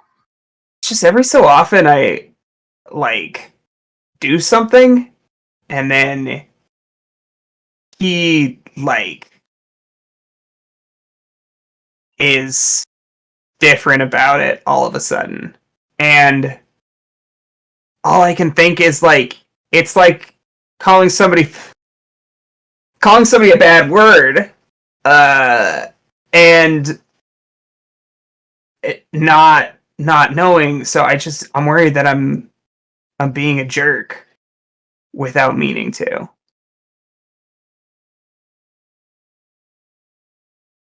She's like trying to like parse everything that's gone on in the last. How long have we been here? A week? What? It's like It's been week, like 5 days, 5 days a week. I've lost all 3 track of days. time. 3 days? 3 days. Okay, it feels like a week. There's a lot that happens during camp. Let's be honest. I'm sorry. So she's Maybe trying to parse- I'm just being weird about it. from what I remember, I really don't think that you. Okay. I mean, like all of you guys are really weird all the time, so I don't really know what you're seeing that's abnormally weird, like weird on top of weird. Well, I am seeing weird on top of weird, but it's not the kind of weird where like you hurt someone's feelings. Do you Okay. see what That's I'm saying? chill Are you then. picking up what I'm putting down? Yeah. Yeah. Are you? Everybody's just weird. Is No. basically what you're saying. No. I think I can handle that. No, that's If everybody's just weird. you're Anyway, not- thanks. you're not- Good talk. I dropped it all on the And- ground and then you picked none of it up and And Mickey's already like headed back to the table. she's just gonna shake her head and then just get another helping of spaghetti and just be like, oh my god, these guys are idiots. It is on Mickey's plate spaghetti, like a couple meatballs, a little bit of sauce, and then way more Parmesan than is conscionable. Respectable. No, Absolutely you use respectable. Parmesan like my family. Look, That's so fair. I've had this meal hundreds of times at camp. I know how I like my pasta, and Mickey likes pasta like I do. Just a vehicle for cheese. Isn't every meal a vehicle for cheese though? Yes. Only if You're you're correct. American. I don't think you've seen the German buffet. There is so much cheese in German food. I will say, Pat And will gnocchi. sit across from Mickey and say, "Hey, do you have a cigarette?" Yeah, but and Mickey will kind of like, yeah, but I don't smoke at the table because Sabrina doesn't like it. I And just need one for after. okay, I yeah, haven't had nicotine in like 48 hours. no, I get that. Thanks. She'll take it.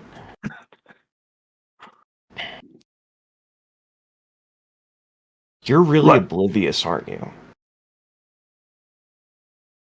I noticed tons of things. Well, thanks for the cigarette, and Finley likes you. And What? she'll go to eat.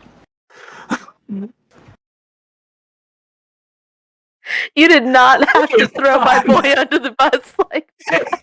Reverse button real quick. Did you know that? You've been here for 20 minutes! Wait. Did we all hear that? I was imagining that Pat and Mickey were, like, among the first to the table. Like, I imagined that... Yeah. There's no salad on this plate, so it doesn't take that long to, like, arrange paschetti and cheese. Yeah. And Pat also would be getting just the spaghetti, like, not any of the sides, not the dessert. Is there sauce on the spaghetti? Yes. Okay, I want to make sure we're not eating like dry spaghetti because that is a food crime. I'll take my leave. You better dry I spaghetti have- eater. I've eaten dry spaghetti before. It is not my preferred way to eat spaghetti, but I have eaten it dry before. Oh, as long as it's not your preferred way. I don't. To be fair, the one person that Or Pat pasta. would have made sure wasn't at the table would have been Finley. Aw. And Finley has actually gone back to the cabin. Finley is not at lunch. Oh. Oh.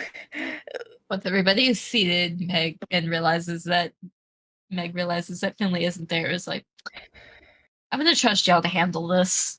Don't prove me wrong. It's just lunch. We do great at lunch. This is how food fights Pizza start. bones.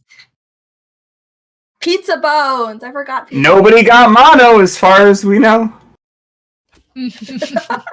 As long as Sabrina eats spaghetti like a normal person, lunch will be fine. Yeah. Like a tray. What does Sabrina's plate look like? Fucking normal. Which means Your last fiasco with food would say otherwise. You really have to Sabrina. define normal in Yeah. this situation. You just called all of us weird. You cannot escape. I have decided that last week was not pizza crime. Thank you. Second of all, you can say whatever you want about it. Yeah, let's hear about her plate I of threw spaghetti. Finley under the bus. It's your turn. it's spaghetti with the sauce and the cheese. Garlic bread? Okay. Is there sure. garlic bread? I'm just Yes. asking. What you doing with the garlic bread? The garlic bread is on the plate. What else would she be doing with the garlic I bread? don't know. I don't know, covering it in marinara? There is spaghetti wait, yeah. protocol here. That's Do actually you very put normal. the noodles Hold on, you on don't- the you garlic don't- bread? Yeah, Like, sometimes what- you put the spaghetti on the garlic bread and then eat it. Yeah. Yeah. That's not that bad. That's not that bad. That That's is still being completely Yeah. But you see, the camera's like watching Mickey watch Sabrina eat and like trying not to get caught doing it, and waiting for like the weird thing that she does with her food, and sees the spaghetti on garlic bread and is like relieved to see the weird thing happen and can go about eating. Oh my god. Is this gonna happen every episode? Are we gonna find Yeah. out how Sabrina eats food? Even Yeah, if there's not a we- weird part about it, we'll make it weird. I love this. Listen, Like, we're curious about your food crimes. I'm also curious about my food crimes. Please continue. Every episode, something new. Great. I will I'm gonna say have to make a whole lunch menu list. yes, you will.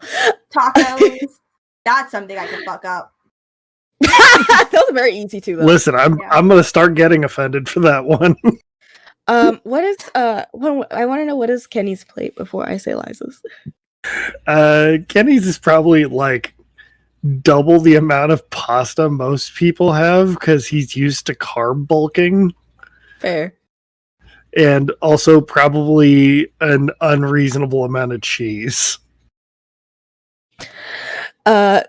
Cool. That's fair, and Kenny is the realest one. Liza's. I hate to break this to y'all. Liza's plate is really like if Kenny's plate is like 2 times the spaghetti, Liza is half what a normal person should eat. Of just spaghetti, no meatballs. And I hate to say it, there is no sauce either. I'm so sorry. It's Is it just cheese? Please say Oh. no. Because if you have dry cheese and dry spaghetti, I'm gonna cry. That's like so. Is that's Liza There's no a cheese. vegan or a vegetarian? 'Cause- there's no cheese. my God. Liza doesn't eat meat. See? Oh, okay. It's respectable. You're right. I'm sorry. I forgot. Wouldn't they have? Well, I guess it's the 80s, so probably not. God, Sabrina.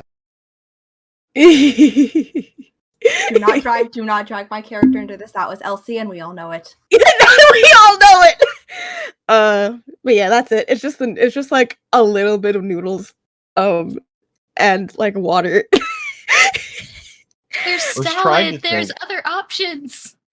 Does Liza look like a healthy person who takes care of themselves? Oh, actually, were there other options? I just assumed there weren't. There's a handful of other options, mostly to accommodate people who have like gluten or dairy allergies, or vegan, vegetarian, things like that. So there's salads, a salad bar. You can make your own thing. There's some gluten-free spaghetti. Probably and like a sauce that PBJ bar. doesn't have like, yeah, and like sauce that doesn't have any ground meat in it, so on and so forth. Very fair. Then They stick to one major food thing and then accommodate around it. then I will say that Pat actually got a very large salad. That's so fair. Totally valid. Oh, you said totally valid. Sorry. Totally valid. wrong I with think we Finley? haven't heard Finley yet. No, because Finley's not Finley is here. Finley's not Finley's here. not Yeah, here. Finley sprinted Well, away. guess what? Guess what? I'm coming to find out what's going on with Finley. Oh no.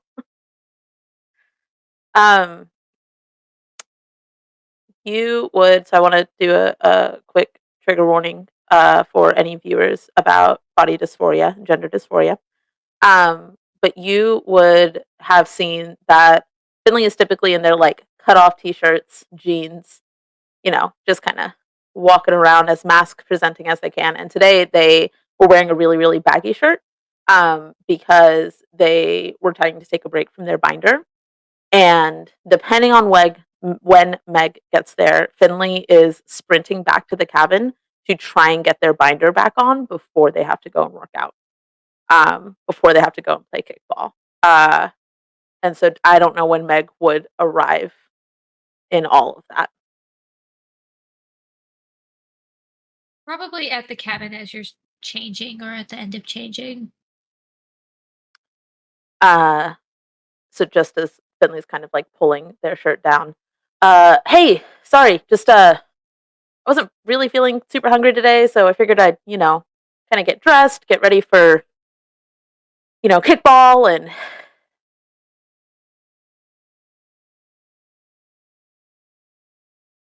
Is it that you weren't feeling hungry or that you were uncomfortable?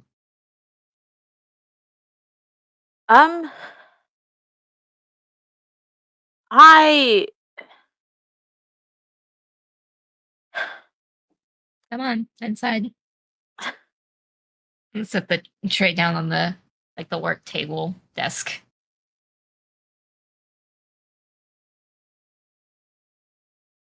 You want to talk about it? I don't really know how to. I don't know. I just don't feel right in my body today. And I know that you're not supposed to wear these, and we'll gesture to the binder. I know you're not supposed to wear these when you work out, but I don't want to go out there with everybody when I feel like this. And like as Finley is talking, like you can kind of see them almost systematically trying to measure their emotions. Um, Probably using the coping skills that they have talked to the therapist about, but also it kind of seems a little bit deeper. Like they're trying very hard to not get upset and frustrated about this. Hey. You've been talking to the counselor about masking, right? Yeah. Masks off. Chuck it out the door.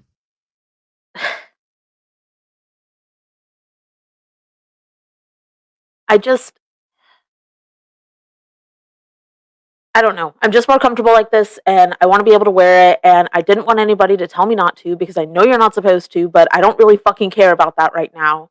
And it's getting pretty worked up, starting to speak pretty quickly as they are building momentum. Hey. Hey, I get it. I really do. And Meg doesn't normally.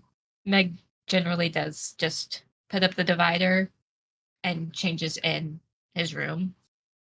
And you see him pull up the edge of his shirt and reveal like the underlining of what you recognize as a binder. Like, look, I say when I say I get it, I get it. That dysphoria hits you like a bitch sometimes.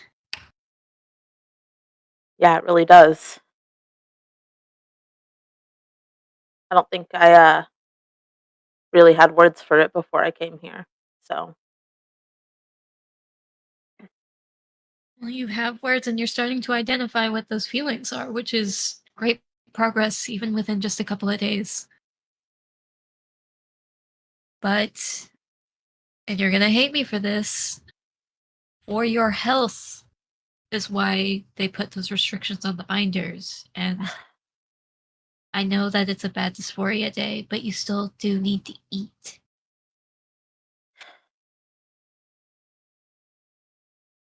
But if it helps you at all, I'm not gonna be wearing mine. I'll sit in here and eat with you. I don't know. I feel like people in the cabin see me, and I don't want them to not because I'm gonna look different while we're playing fucking kickball. Did they see you differently before you got the binder? I don't know. I didn't really give them much chance to. Kind of tried to avoid everybody. Ran into Mickey and watched Liza and Sabrina hash something out, and otherwise didn't really engage with anybody.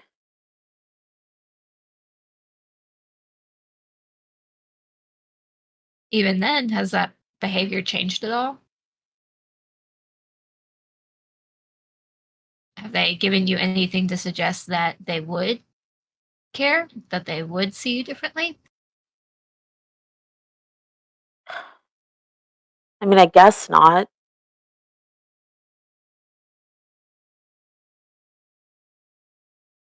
So I don't know. I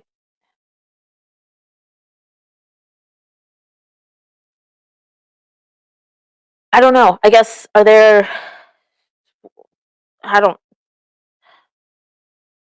know what I'm supposed to do.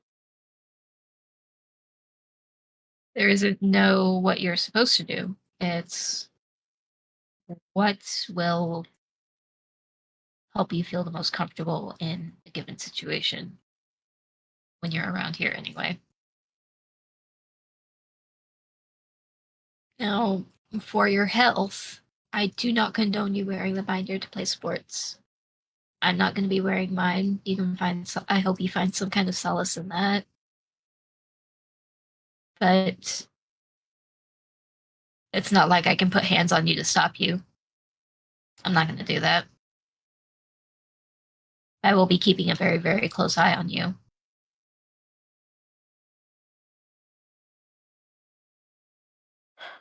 Do I have to go back and eat with everybody else? Can I just stay here and eat in the cabin? Yeah. You can stay here and eat in the cabin. That's fine. I just want to make sure that you are eating and that you are taking care of yourself. Finn will go over first and pull Jeremy out of his pocket and put Jeremy back in the tank.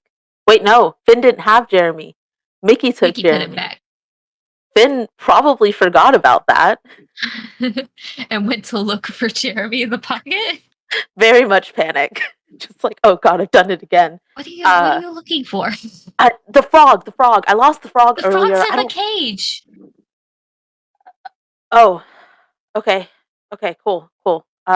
Sorry, I guess You're okay. I'm a little scattered.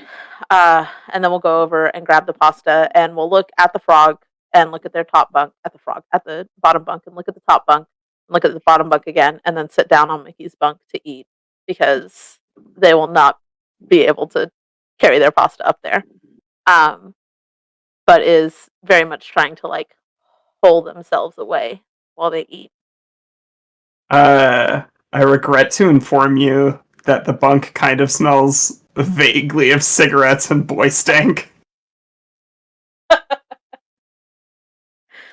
Finley absolutely does a like, oh no. And will still sit down, but is like perched on the very edge of it as much as they can.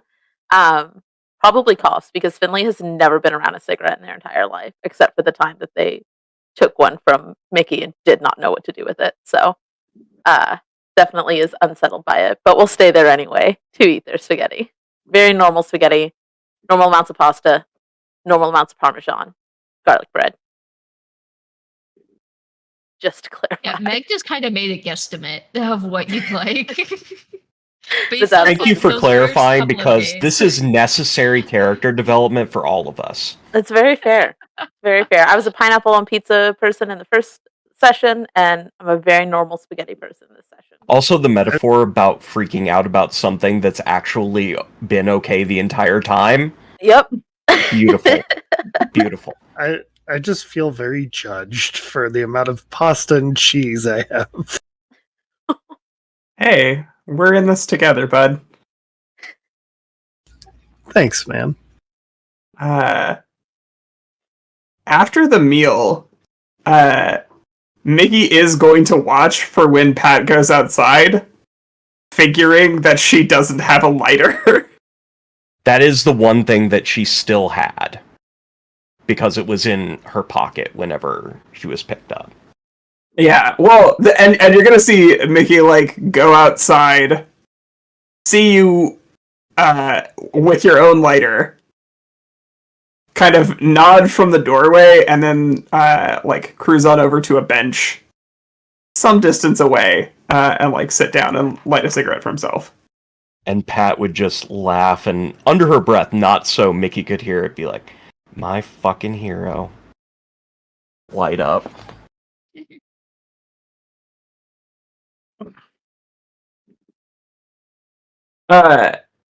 Mickey is also waiting for the kitchen staff to take their break so that he can go talk to his friend Kim.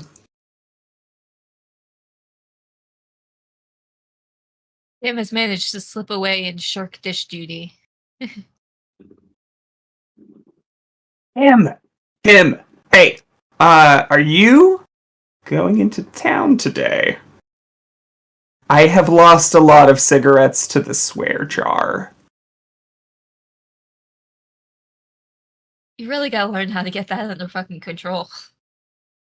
Well, I am learning from bad examples, so...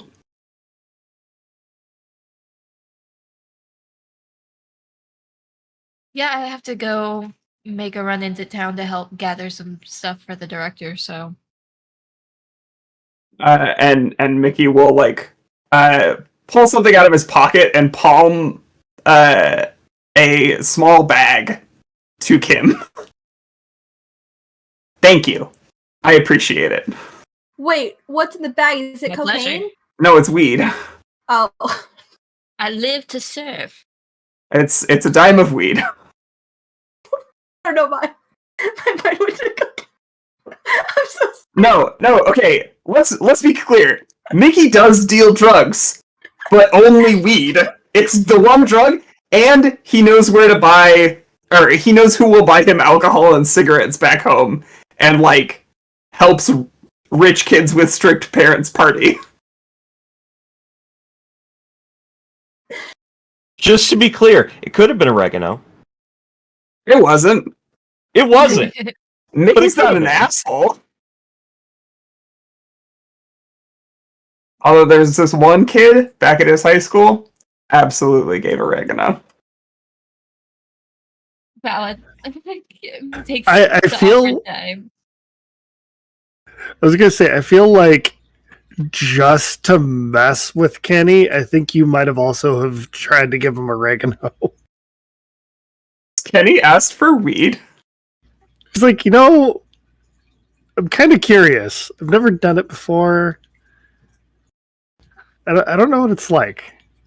What does it even smell like? It smells like skunks. Also, maybe when you're older. Don't worry, you'll be older in a week. Are we like the same age?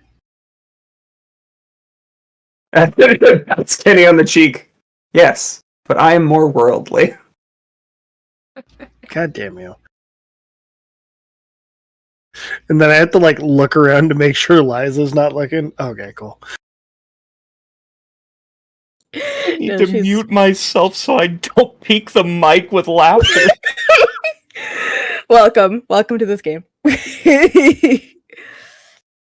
We've been waiting for you a whole week, and now you're here.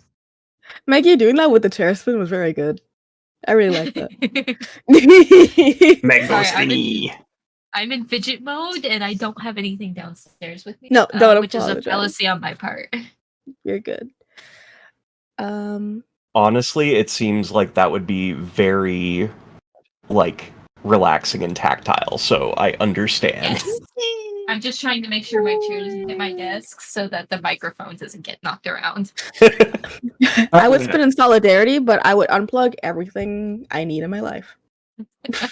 I would not spin in solidarity because I would knock down my green screen. Yeah. I would not spin in solidarity because I'm sitting on a solid chair. Coward. I don't have the fancy chairs you people have. It's okay. I hate I this found mine chair. on I'm the going to be sidewalk. completely honest. Just wait for an office to go out of business, and then I'm going to be take their chairs. completely honest. I love this chair. Before we get That's into chair fair. marketing, though, So Kim takes the dime and does a little flourish like a butler and bows and says, "I live to serve." Hello, Thank readers, you. welcome in, Neon Lights. Oh, hello, I'll be neon back in- lights. I'll be back in a couple of hours, so I'll just drop. I'll just come by at dinner. Gotcha. They have a secret handshake already. Yeah. Absolutely. I don't know what that is off the top of my head, but you absolutely have a secret handshake. I also imagine Kim is like very close to our age, and this is just like the summer gig that's This is easiest. literally like Just turned 18, something like that. It's like a local who is extremely chill and just needs something to do over the summer.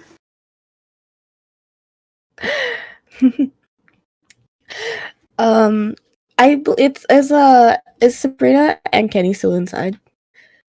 Like in the Yeah. cafeteria? Okay. Then once as like things are dying down, Liza finished eating such a long time ago. But she finishes eating. She does for some reason a little prayer. Why would she pray after eating? You do that before. She also did it before. But she's doing it after as well. And then she says, so what strategies should we put in place for kick? I forgot the sport again. This is Danny. kickball. You should just say kick. kickball. Just kick. Liza Yeah, just for says, you know what, kick. you're so right. Liza just says for kick. And we're just waiting. We're like, for kick. Kickball? Kickball. Sorry, excuse me. Yes, for kickball. I didn't mean to raise my voice. I'm sorry. So you want to not kick the ball all the way in the air, because if you do that, pop fly, easy out. You got to aim it so you hit right between second and third if they don't have a shortstop. Straight, hard as you can, wham, right drive line right out there. Then they're chasing it, they're gone, home run, easy. Okay. See, your best bet is to try and get bases loaded up with people so that your harder kickers can go last and drive that ball way out there. Get as many runs in as you possibly can. And by the looks of it, it might be me and Pat.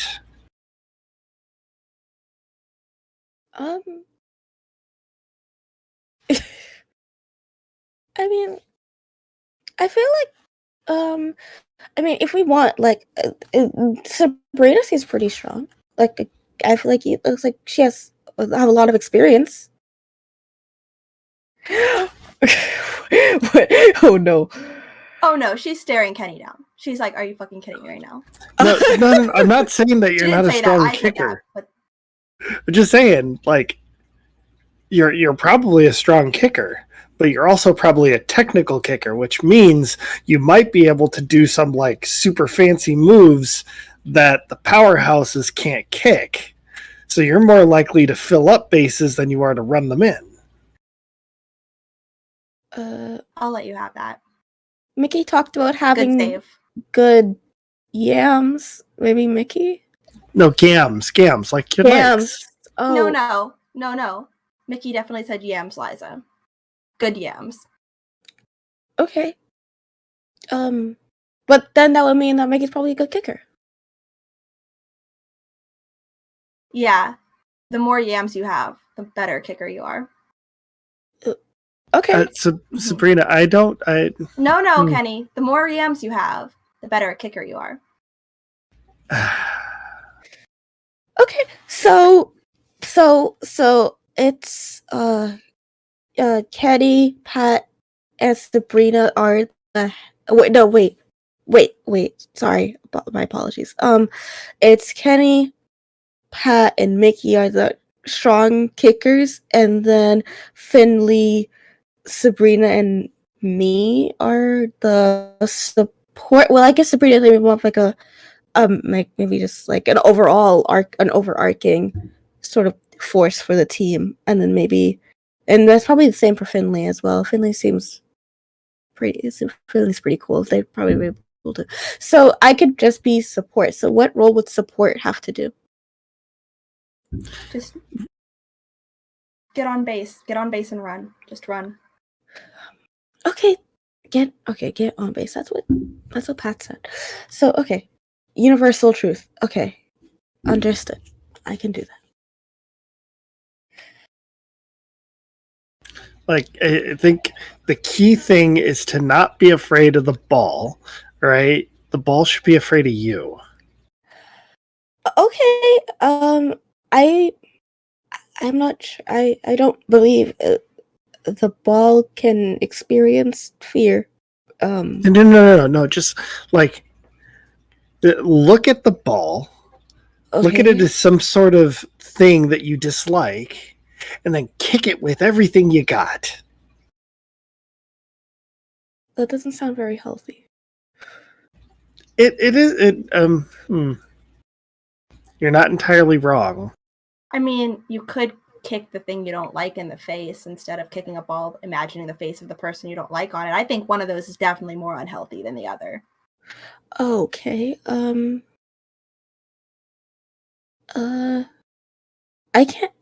I don't think I can really kick things I don't like.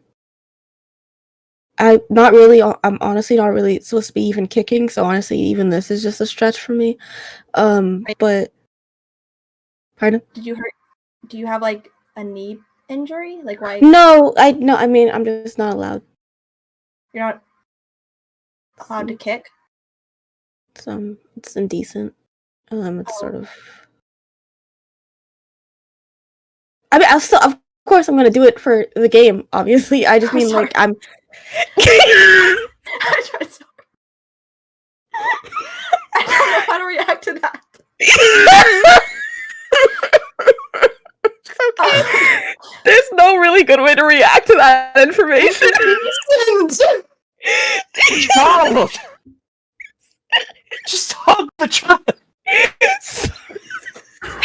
Welcome, everybody. That's the show. It's just a bunch of us panicking like a bunch of gay people do. Okay.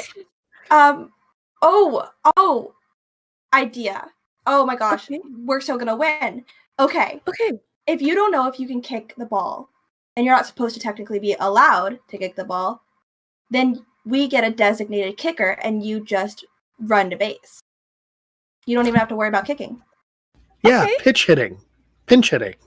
That's a great idea. I can do that. I'm good at running. Okay. Perfect. That's all you have to do. You just have to run. Okay, I can do that. I'll be sure to run. Just to clarify, I apologize. I'm asking so many questions.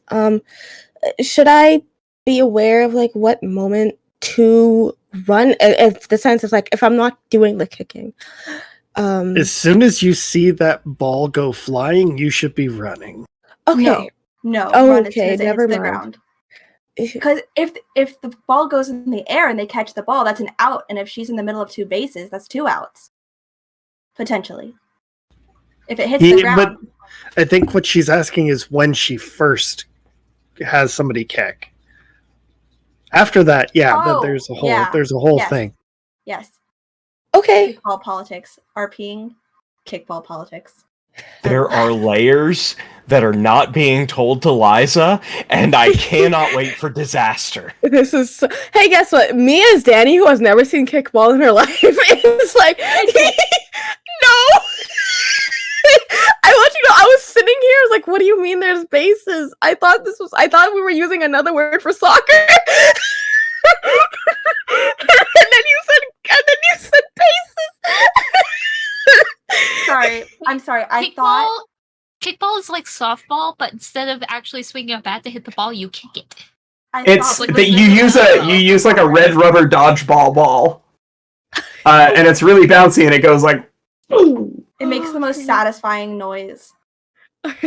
Yeah, and it hurts about as much as when you get hit in the face with an actual dodgeball. Well, I wouldn't have been so glib had I known that was Danny, not Liza. Okay, let me. Very glib. Danny could have probably used context clues. Liza just has no point of reference. But Danny was just having a moment where I was like, "We're not talking about soccer. We're not. This is a different thing that I do not know." Have I mentioned that I don't go out a lot? Anyways, sorry. We gotta get you in a kickball game. I'm really good at playing Liza for a reason. Oh god. Do we want to do our kickball game now? Is it time? Yeah, after lunch, everybody sounds off the bell and heads over to a field. It's a tournament style bracket, so with some push through, you square off against your sister cabin, the pink cabin, and then afterwards against the green cabin, and that puts you in the finals against yellow.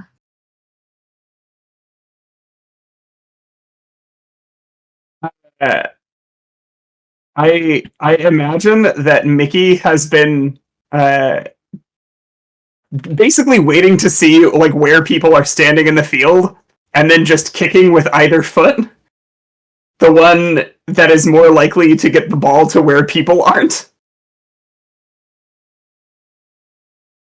We dropped some things.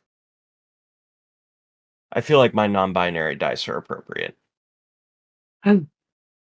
Perfectly appropriate.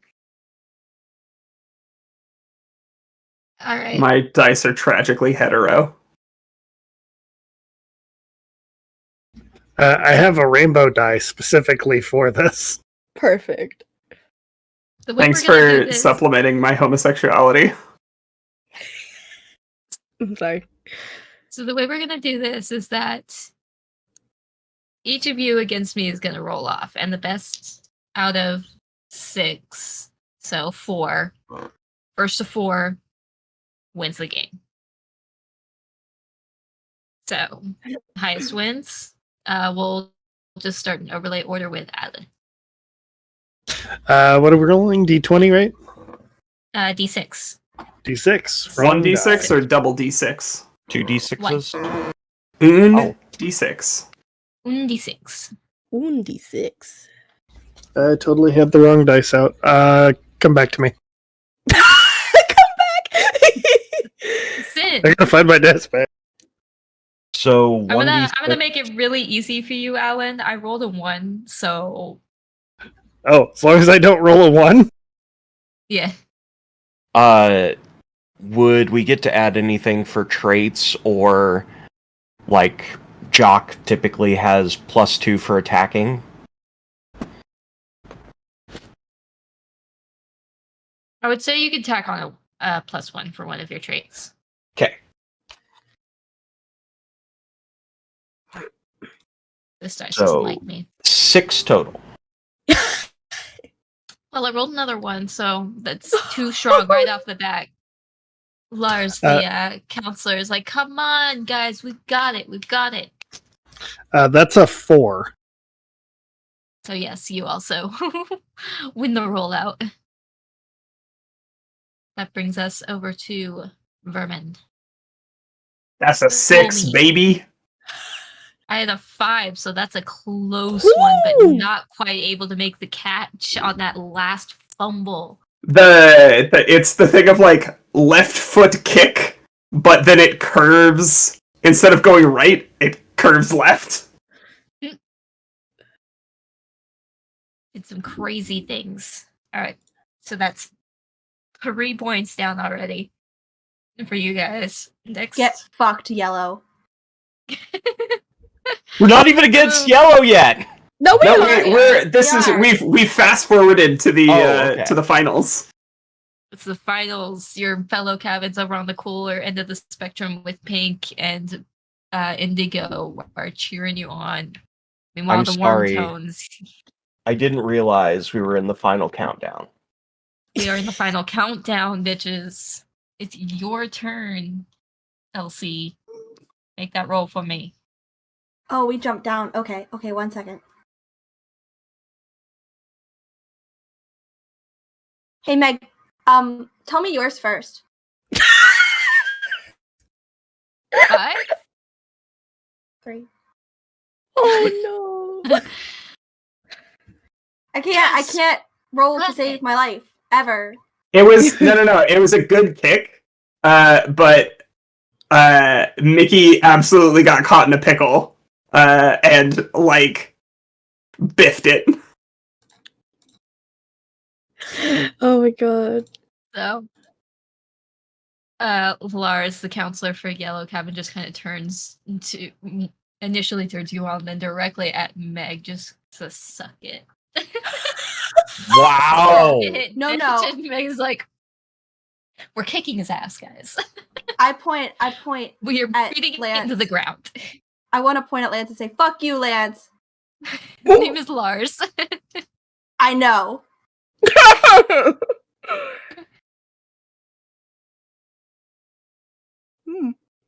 No. No. Next up, Liza. Oh no. Please. Hey Meg, what you got? Yeah, 6. Hey Meg, I love that for you. I got a 2. 3 versus 2. Lars has started doing that thing where he's just jamming, rocking out. He's found somebody threw him the staff, and now he's just this is the point, just kind of taunting with it. You're still losing, idiot. I generally don't like hate people. This guy sucks. Wait, is he hot? Meg, is he hot? Stop this.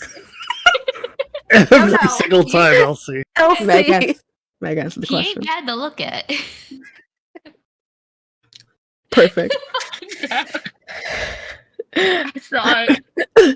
Also, just for flavor, I will say throughout these 2 games, Liza, an amazing runner. I will say right now, for how unathletic Liza seems, she looks like somebody who's had to run before, probably away from something or someone.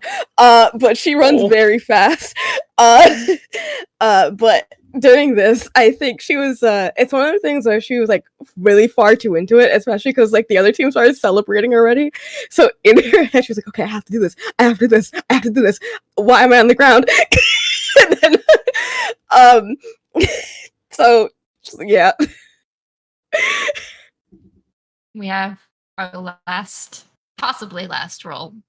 Finley, I choose you to I rolled battle. a 5. I also rolled a 5. Ah, shit. Double roll off. A 6. Ah, I rolled a 5 again. All right, that's 1 more point towards Lars being a shitty person.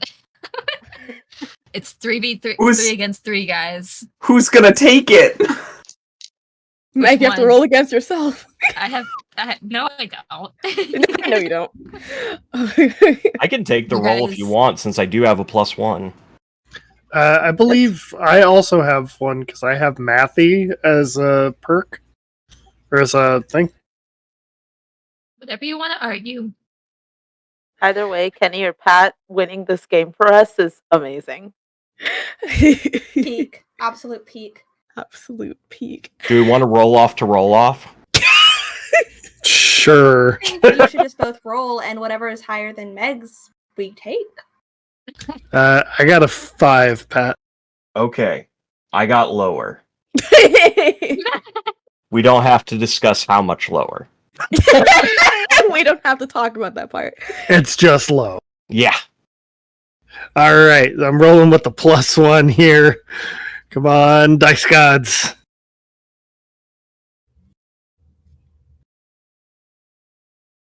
What you got for me?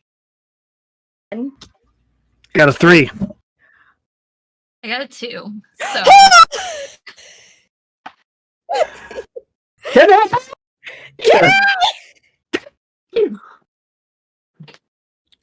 and he slides in on that home base, securing it for you guys. You have outmatched Yellow Cabin, and Lars is still being a little bit of a dickhead, but relinquishes with a flourish the staff so that you As guys he's may hold it flourishing, and I gaze kick upon the it. kickball in his direction. Mickey will look at the staff and say, "You better hold on to that, because we're taking that away from you. I don't want to separate you from it too much." Only the first game. There's like 10 more. Tell me about it, stud.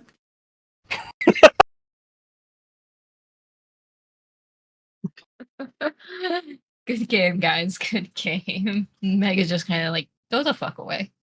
Yeah, No, go the don't fuck talk to me. away. Leave. We won, guys. I would be cheering, however, I cannot go above a certain volume. But yes, cheering. There will be victory ice cream in the cabin.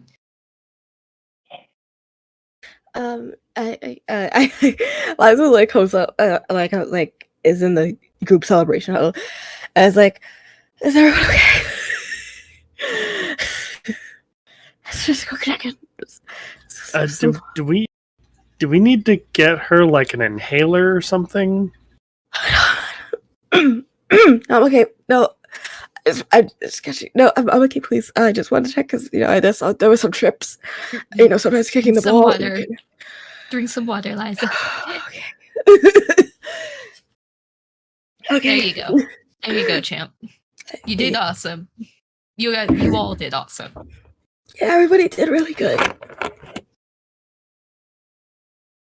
Yeah, everybody did do really good. And we'll like go around and high-five everybody. Big high all around. Pat does not high five Pat. Rude ass shit. That was LC. That was LC. That was me. Hey, Pat, it looks like the doc is waiting to see you. Great. You get to tell her about how you won kickball with your cabin mates. Sure, it'll be delightful. I could have sworn I saw you having fun out there. Maybe you need to get your eyes checked. Yeah, I haven't gotten my glasses replaced in a while. She'll walk off. Okay, now that Pat is gone, that was some rude ass shit. Alright. You know what? That kid probably smokes more than me. I just think she's irritable. She's fussy. I don't think they let her smoke in the car on the way up here. That's my guess. If it were me, I'd be fussy too. Yeah, maybe that's how some people are sometimes. They just are upset because of sort of where we are, sort of the implications and the initial thoughts. Liza, you don't have to keep trying to find the silver lining in this. You could just Yeah. Pat might Pat's just kind of being suck. fucking mean.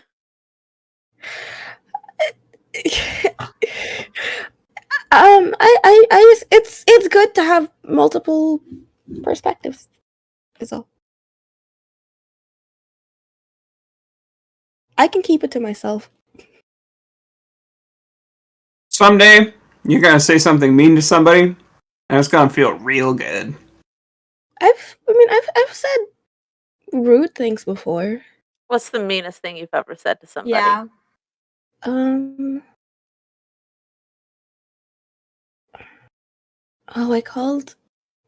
I think I called like a friend. Well, I'm not sure if we were friends, but I called like somebody I knew, my cousin, a loser once. I felt really bad about it.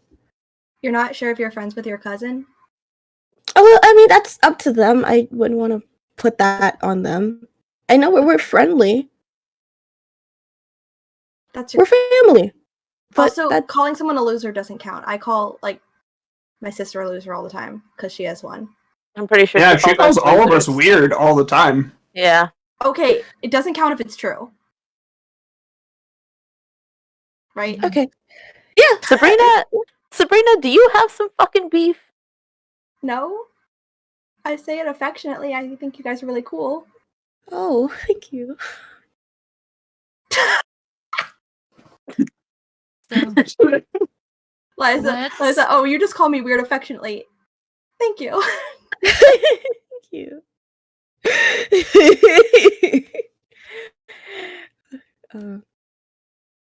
Oh, Dude, no. Kenny, man of the hour. Yeah, that's true. Do you have a speech for all the sports fans at home? Oh. Yeah. I don't have anything, honestly. Yeah. Yeah. Let's go party. Yeah. And from like underneath his hat, Mickey will be like, "You kicked ass here," and it's like the smallest joint that you've ever seen. I mean, it's also the biggest joint that you've ever seen, I assume. But for anybody with knowledge of joint sizes, it is baby portions.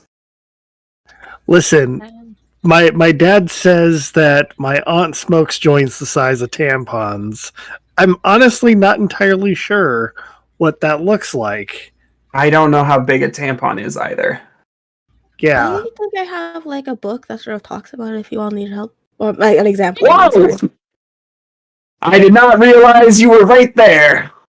I would not have said that out loud. I thought we were still doing the group celebration. I'm really sorry. I didn't know it was a private conversation. No, it's fine. You're good. You were still. Group celebration. You're right. Second joint that is slightly larger switches them. So as you guys kind of head back towards the cabin to celebrate your victory, and Pat gets to sit down with the camp therapist, we're gonna take a few minutes to. Hi, Raja. I didn't realize you were under the desk. We're gonna take a couple of minutes to break and rehydrate. Do what we need to do before we bring this in for a close. All right. See y'all in a few.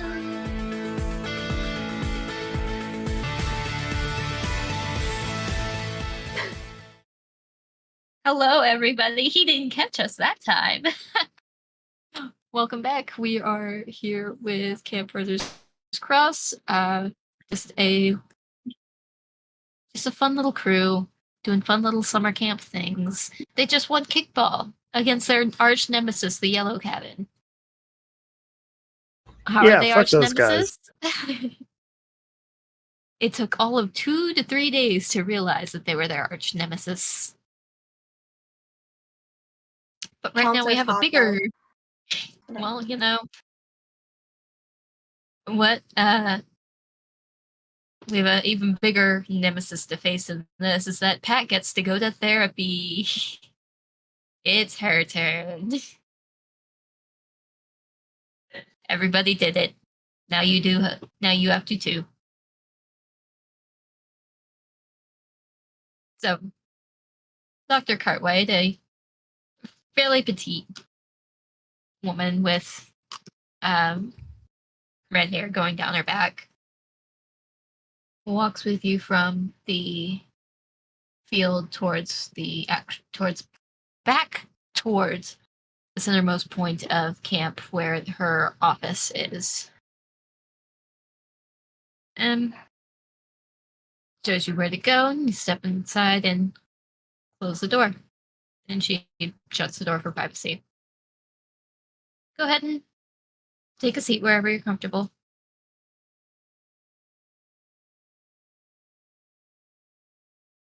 What are the options in the room? So there's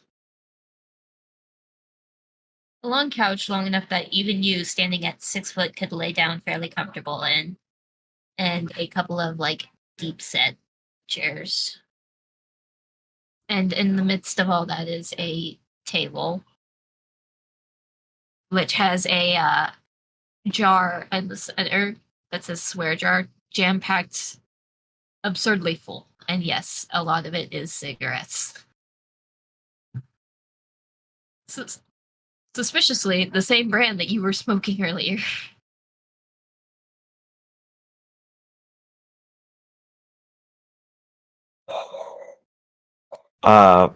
Before sitting down,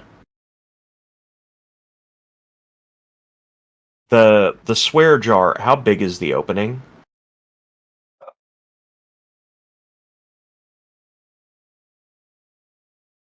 I'm trying to think. You know, like the smaller dish plates in a set?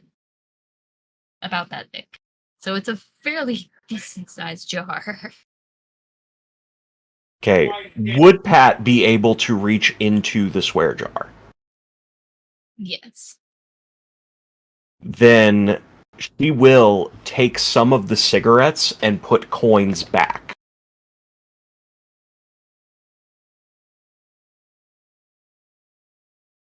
Treating it exactly like a take a penny, leave a penny. An equitable exchange, I suppose. And then she'll sit down in one of the chairs. Just please don't smoke in my office.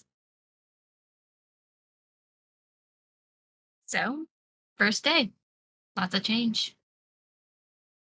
How are you holding up? Fine.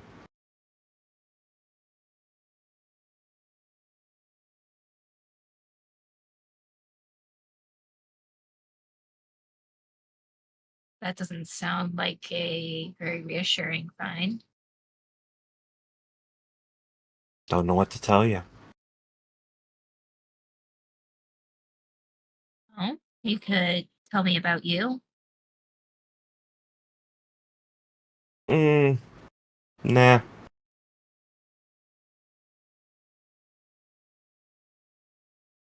How come? Because I am required to sit here. Nothing requires me to tell you anything.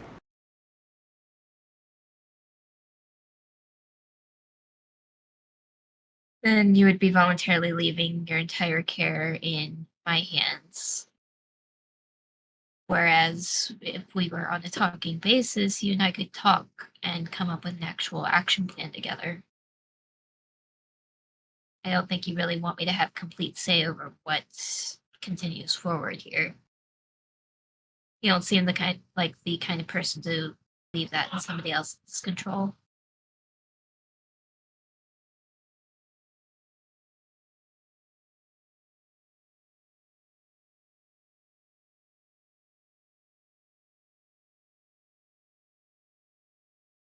I doubt that I have any real control. You have a lot of control. A lot more than you probably think.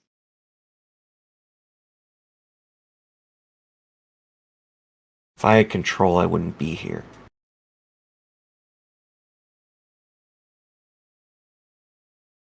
Here is in this camp, or here as in having been picked up by state troopers because you ran away? Or in the situation where you ran away? You know, it's real funny. They say when you're 18, you're an adult. And yet, adults keep putting their hands into what I can and can't do.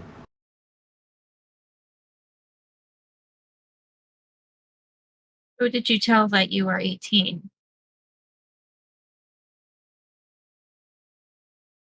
Because that's not in our records.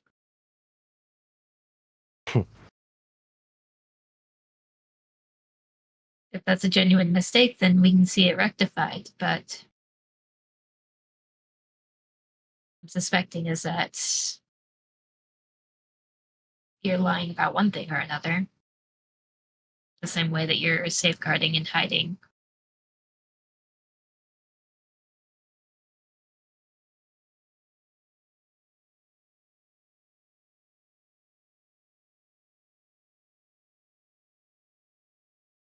This is mildly better than my other options.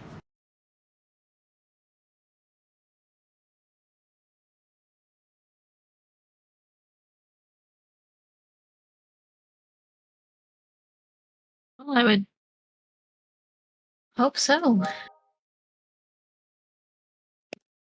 I was watching you guys out on the game. It seemed like you were actually having some fun. Are you getting along with your cabin mates? Peachy keen.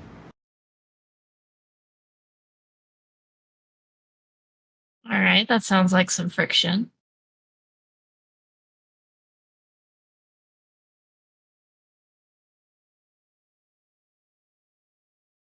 It's nothing I can't handle.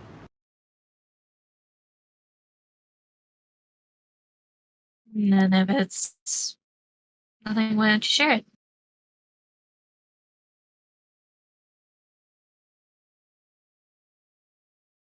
'Cause I'm real tired.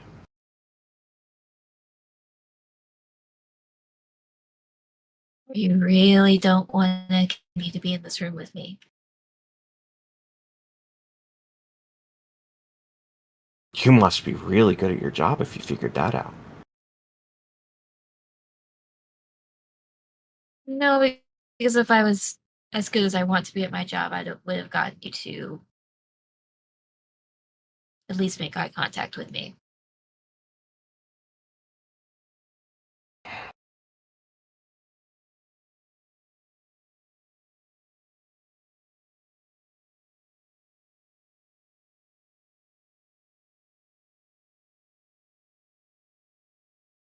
I don't know.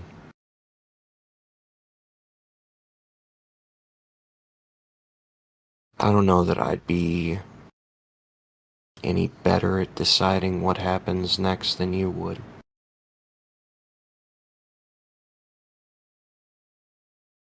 Well, we can start by answering one question. That's where do you want to be by the end of all of this? Whether that's the end of camp in general or just your stay here. They've managed to find a spot at a shelter for you. I don't know. Canada sounds nice. How would you get to Canada?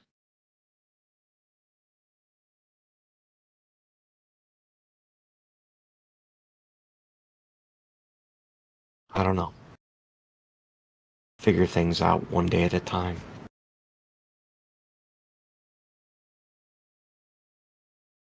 Do you have family there? Or does that just seem like someplace you'd rather be? If there's anywhere I can choose to be, is not going to be around family. Okay.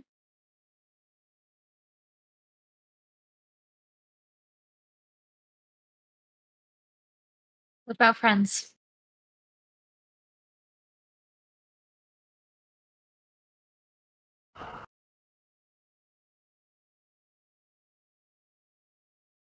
Friends.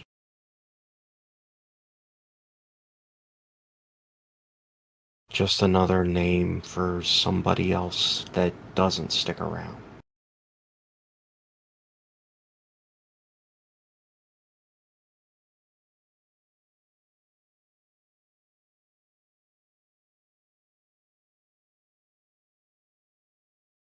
Friends do tend to come and go.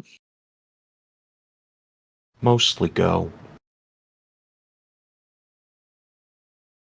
Is that why you've put up so many walls? Need 4 of them to keep the rain out, right?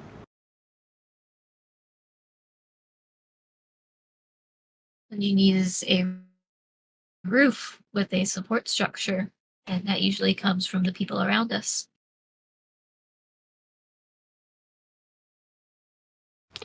In my experience, the only thing that you have to support you is yourself. You play a big role in it, but people in nature just weren't designed to operate completely on their own. It takes a village, right?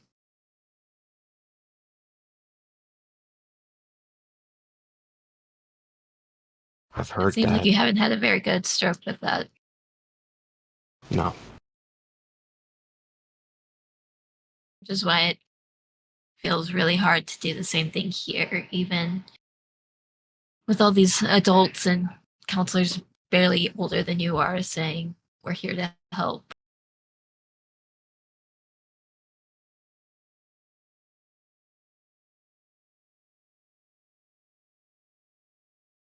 People are quick to say that they want to help. Actually doing anything, they're a little bit slower.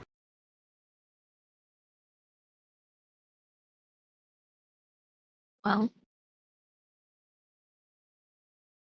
something that I've been doing with the other campers, and that we set this in motion the first time we see each other, and then continuously throughout the course of camp.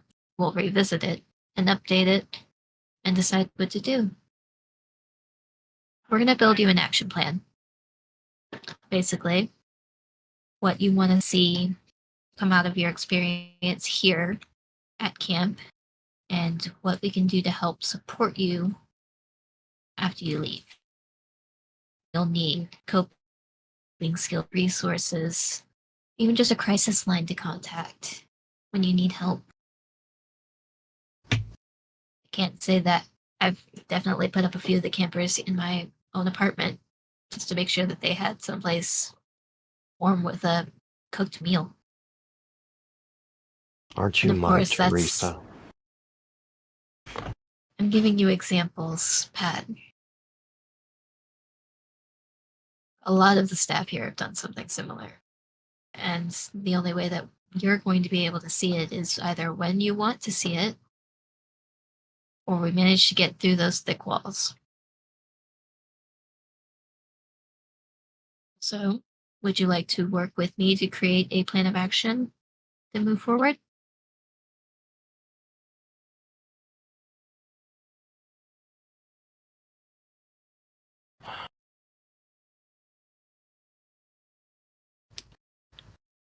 The only thing I want right now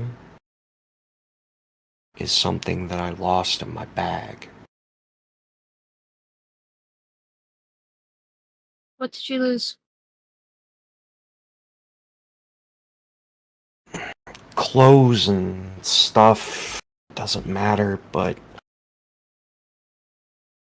I had a Discman.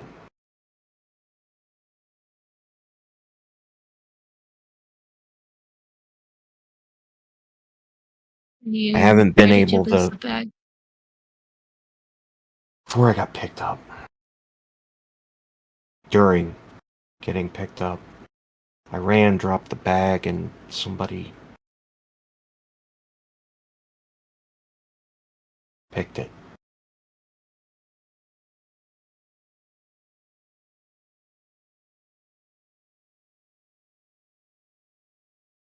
I just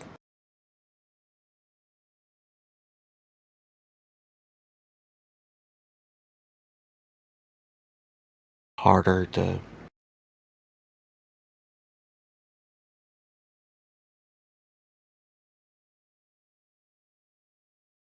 Or to maybe deal with or process things without having it. something like that. What kind of music did you like to listen to?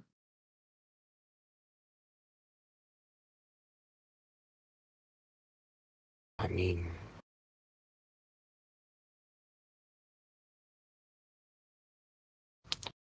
I had a couple CDs.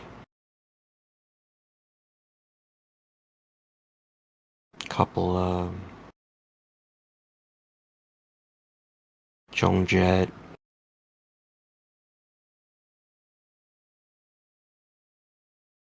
I had something from Heart. Couple Pat Benatar.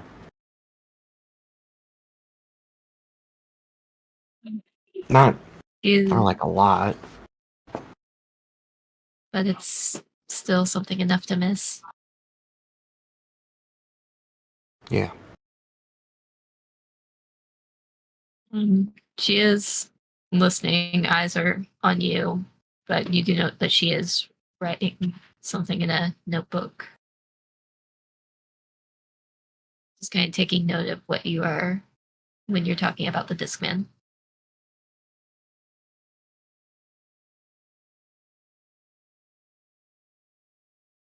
Well,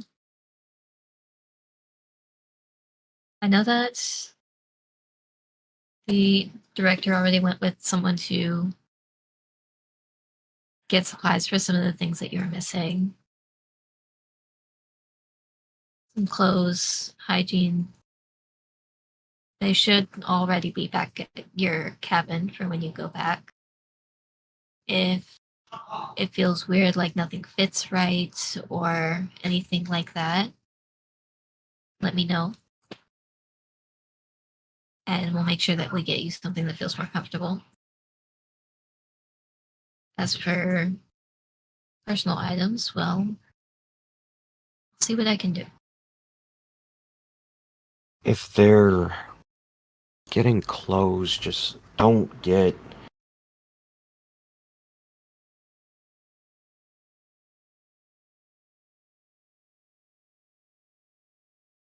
stupid like girl shirts. Fucking hate them. No, nothing frilly.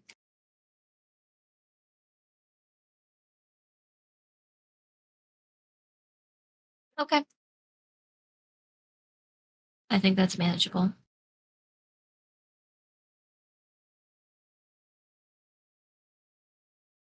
So Okay. step one is regaining what we lost. I think If you that's wanna a really good step to take. if you want a step 2, then give me another option. Because running away's been the only one that works.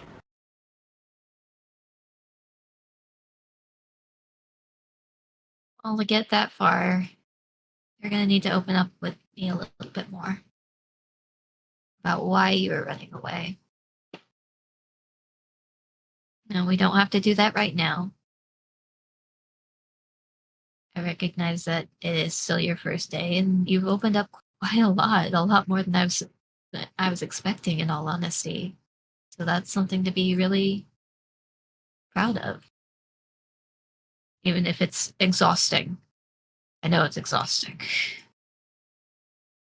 Yeah, well, a cigarette, I'm feeling a little better. I'm gonna pretend I didn't hear that. Do what you need to do to cope. Get to the next day.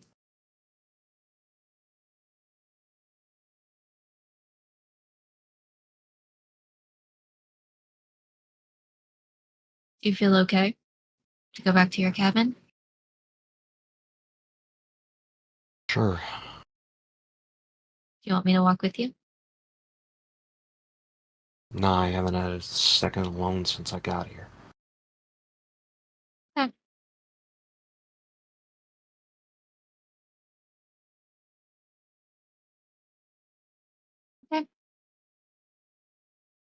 Take a walk, enjoy the air. It's starting to cool down. Smoke your cigarette. And go celebrate.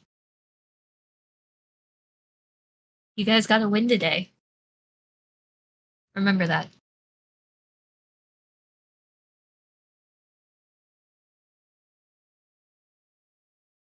Yeah. When you always win, winning isn't something you celebrate, it's just expected. She'll walk out.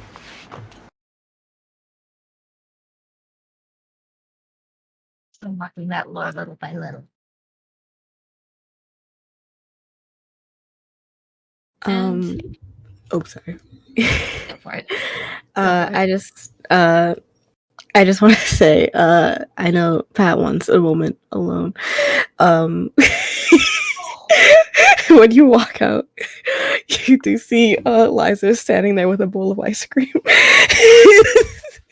And they're like away from like the doors, like they're like down the steps a little bit. And so they're just sort of waiting there. And I see you walk out, and I just sort of Pat will light up her cigarette, saying,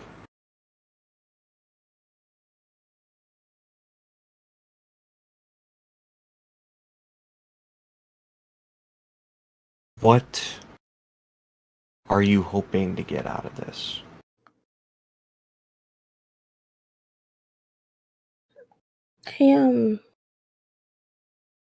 I'm not really hoping for anything. You don't well, you don't owe me anything. And that's okay. I just know it can be hard. And it looks like you're having a rough time, and we're cabin mates. That's really all it is. It's just the polite thing to do.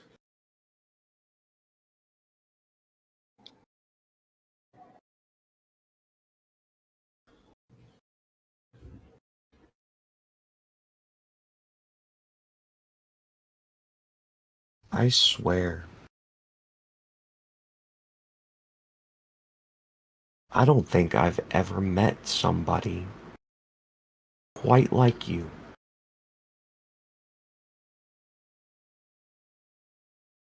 Thank you. If it's okay for me to say thank you, that could have been a bad thing, but that's okay if it was. I mean, you are a pain in the ass. I apologize. And you should probably know I'm lactose intolerant. I apologize. That's what I was worried about. But everybody She'll was start walking celebrating. toward the cabin. Not like fast, so Liza could keep up if she wanted to, but Yeah. I will walk beside her. Everybody was celebrating with ice cream. I'm not allowed to have any ice cream, so I took a bowl still.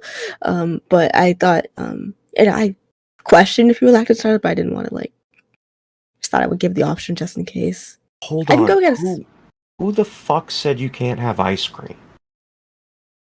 my parents. Are they in the fucking woods somewhere? Are they watching? I mean, maybe. I never really know.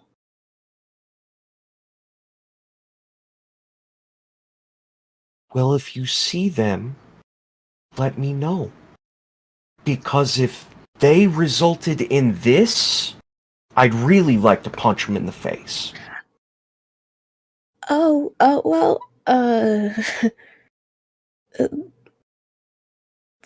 like Liza takes a pause for a second because like they were about to say thank you, and then a part of them's like, should I thank that? I appreciate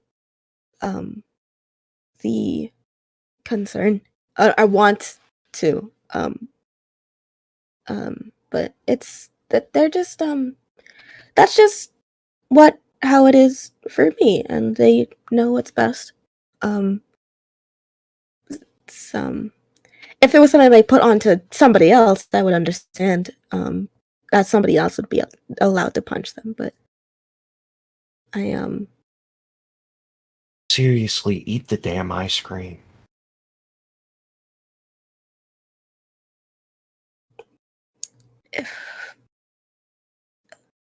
if I eat it, will you like read with us next time? Just to try it. I won't read, but I'll sit there if you just stop being insufferable. I can do that. Well, I mean, it depends on what you say as insufferable, but I can make the effort. Love the bean.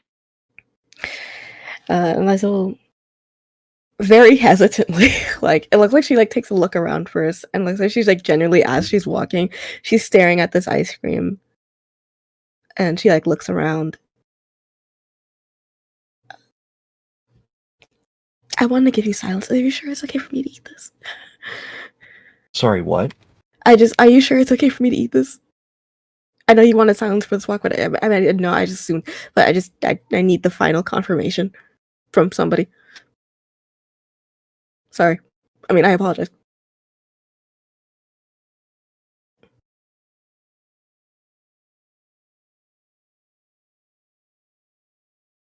I am waiting for the moment that Liza eats her first bite of ice cream. Whenever that happens, I imagine that coming back from the boys' bathroom are Mickey and Kenny. I thought you couldn't have ice cream because of God. Oh my This is god. an excellent development. Bro. Seriously. And this is Pat talking to Liza. Seriously. You decide what you can and can't do.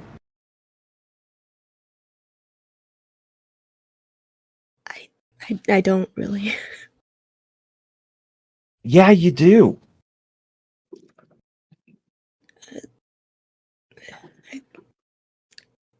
I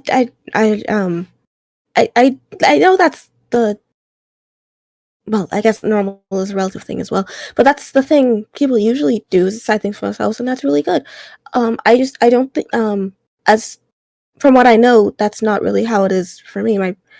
My parents decide what I do, God decides what I do, and I follow those instructions as best as I can. And if I mess up, I will repent in some way. If there is an all-seeing, all-knowing deity that gives a fuck if you have a bite of ice cream, then fuck him, her, or them.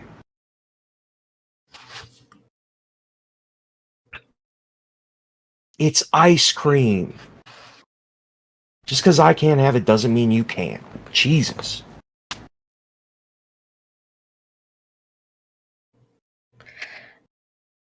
Liza sort of silent for a little bit. I think genuinely it's not until they get closer to they see the cabin in sight. She takes like the littlest spoonful of ice cream and she eats it.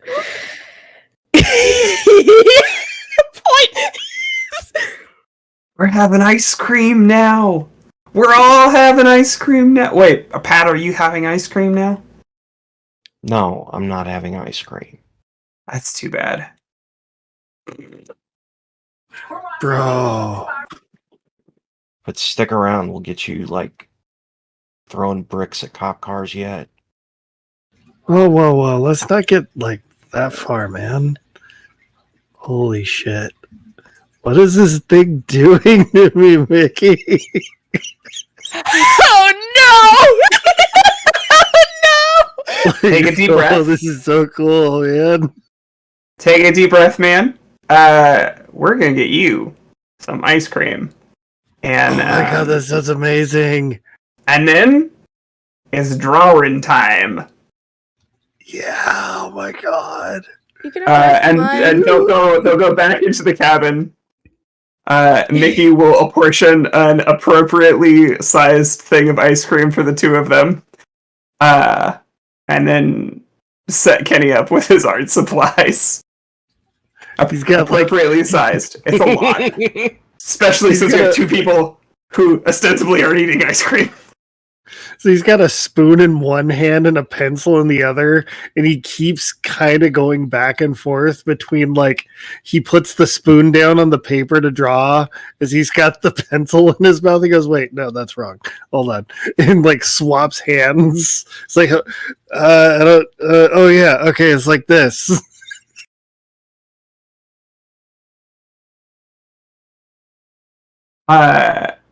Mickey is going to sit down on the lower bunk next to the frogs.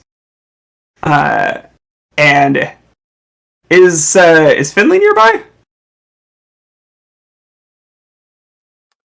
Depends. What you what you asking for, Berman? Just a scene? Just a little scene? Meg, what is the shower situation at this camp? It's basically a large bath/shower house that's cut in half. One side is for masculine, one side is for feminine. Okay, Wait. and there are individual stalls. Wait, can Yes. I ask for something different? Yes. The bathroom portions where all the stalls are, those are cut up that way, but the shower stalls are all on, like, the back end of the same building, and they're gender neutral, because you'll have, like, whole cabins have their shower time at the same moment. Also, it's cheaper to run the water that way. That camp counselor background is coming to the forefront. Yeah, if there was no need to, like, kind of awkwardly shuffle after people, if there were stalls, then Mickey is probably just making paper airplanes on the top bunk.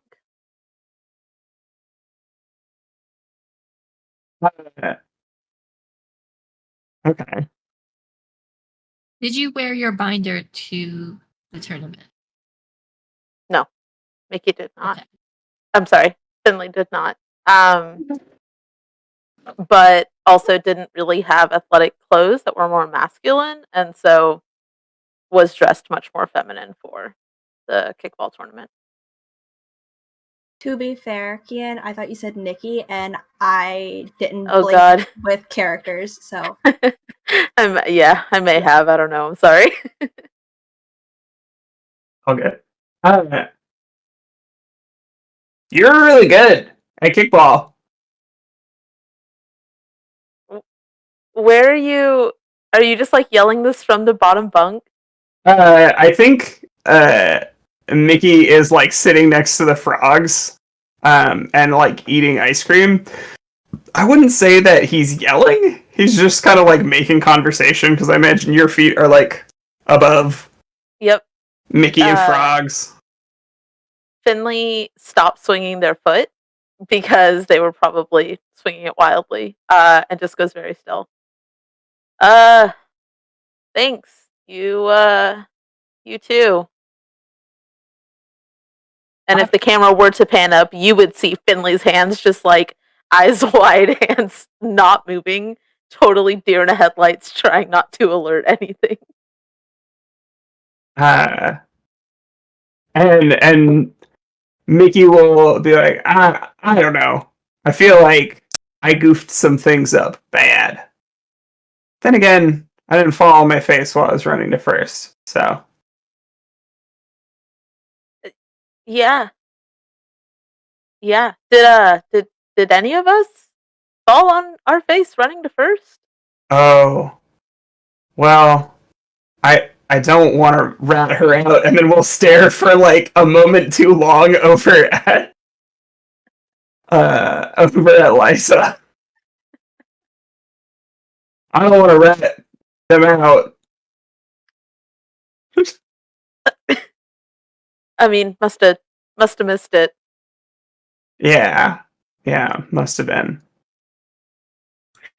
Liza's like sitting down, like she's giving past face. I think she's probably talking to Sabrina right now, talking about because Sabrina- she's trying to not panic about ice cream. Well, Sabrina is watching those two, like eating ice cream aggressively, like unable to look away because it's like a train wreck and it's beautiful. But she's like nodding and like, oh yeah, Mhm.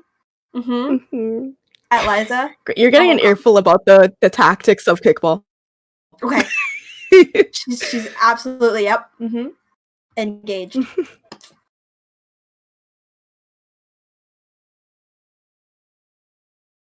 And then, kind of just like out of nowhere, Mickey will be like, "Do you ever feel like you just disappoint people a lot?" Oh.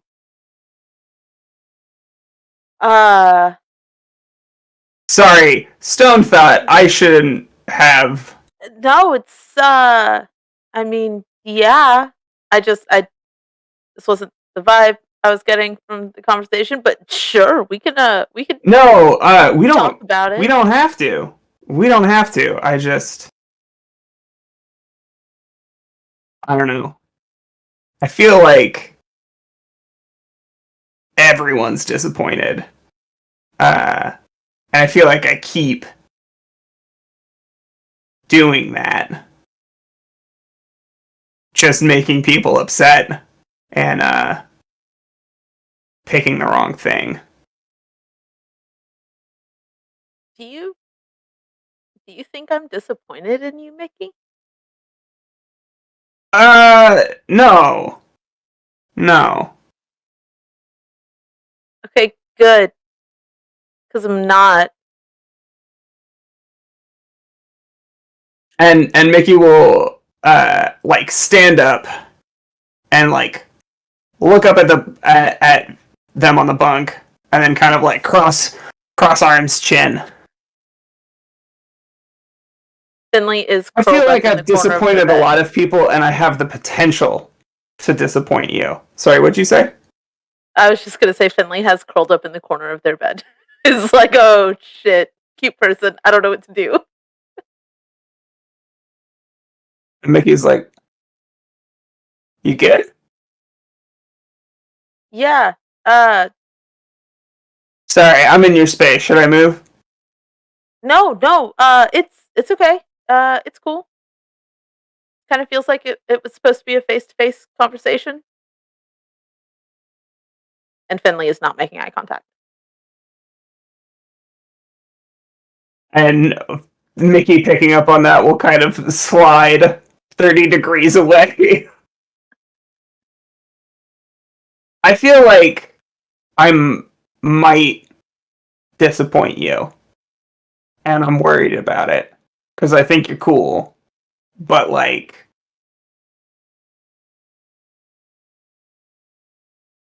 I think I might disappoint a lot of people. Long term, you know? I mean, you have a lot of potential, Mickey. So, I guess you could. Or, Is it sad that that's the first time I've ever heard that? have you talked to the counselors about that? No. Should I? Do you ever go look at the stars, Mickey? Yeah. Kind of what I do when I'm feeling a little overwhelmed. And this kind of seems like a good star moment. Oh. Do you want to go look at the stars with me, Mickey? Yes. Okay. And Mickey will think for a minute and be like, "Oh, gotta unfold." Ugh. And Finley will climb down and is like holding their actually they're probably gonna bring a blanket. Finley is a blanket gay. And so they're gonna curl themselves up in the blanket and probably just go find like a little picnic bench and sit on top of the bench and look at some stars.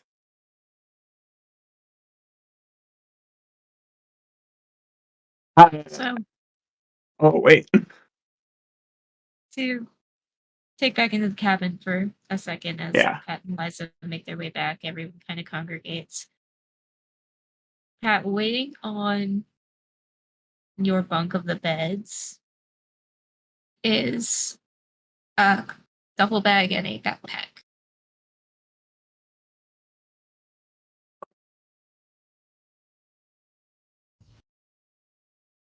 Does it look familiar in any way? These ones, no. Then Looks she'll open it up and look through, see what's there.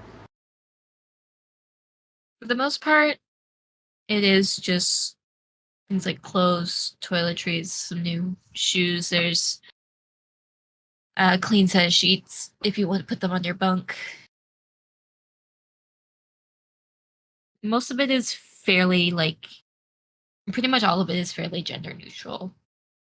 Neutral colors, neutral clothing type.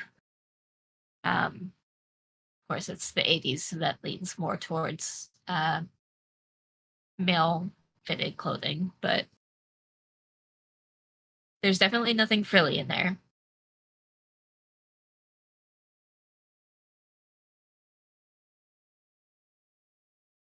But for the moment, that's what there is. She'll just put it like under the bunk and lay down.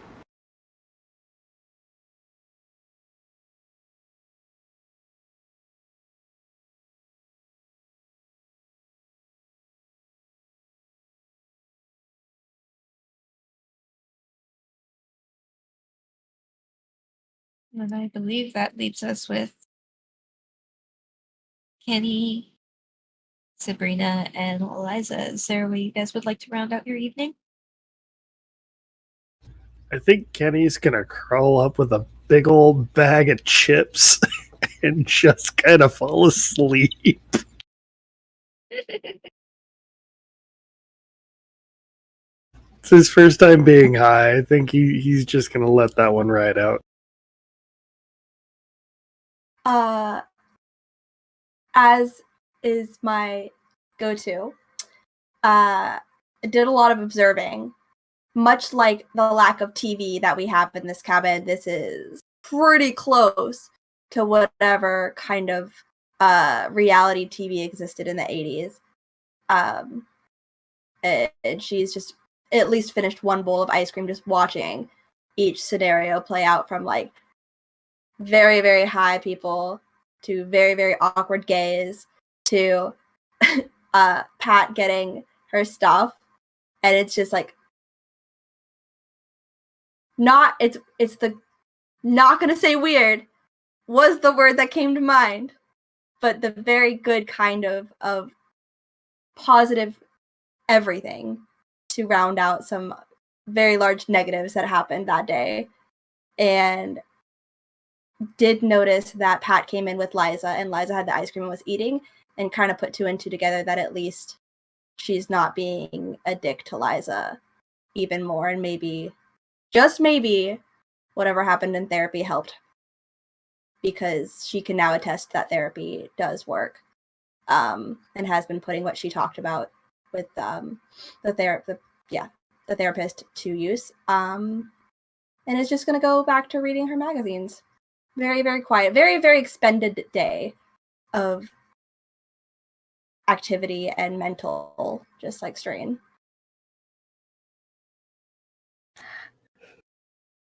What time is it right about now? If you can give like an estimate. They're closer to like 7 or 8, where it's Okay. just starting to crouch into the stars are out. Then you see, after Liza is done, like to be fair, it was more like just observing Sabrina observe other other people. Essentially, that's sort of what was more so happening. But after that's what I've died at. Sabrina goes to, like, actually read to Magazina. Liza is sort of like just chill, sort of gives everybody like a little wave goodnight. And he's happy, smiley, seems pretty content with how the day has gone. She goes up and she goes on her top bunk. And I don't have a book prop, it's fine. Use imagination. She takes out from her bag, she takes out what looks to be like a smaller other journal. That's purely like just a black sort of book. That's different from the journal she usually writes in. And she has that journal out still, and she puts that to the side for a second. And then she opens that book, and she starts writing repeatedly for like maybe 2 pages. I apologize. I apologize. I will repent. I will repent. And she does that over and over for 2 pages. And then she gets halfway through the 3rd page, where she realizes that what time it is. She realizes she needs to start going to sleep or else she will break another rule.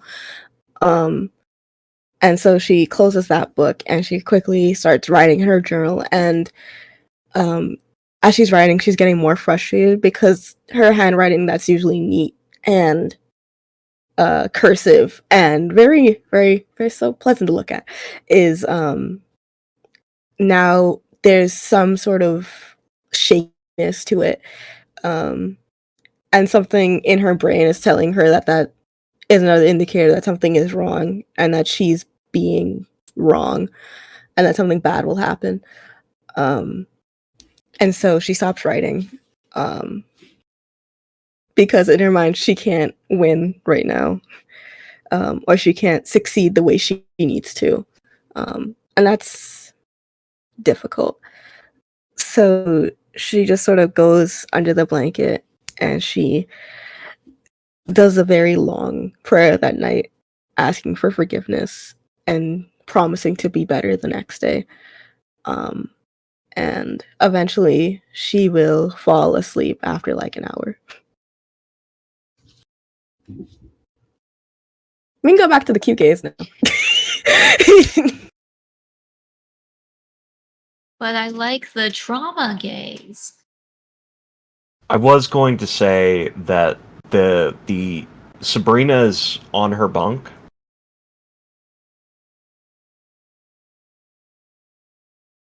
Yeah. Then Pat is actually going to... Is Sabrina on the top or bottom? Bottom bunk. Okay. Pat is going to come over and say, "You hung around a bunch of assholes.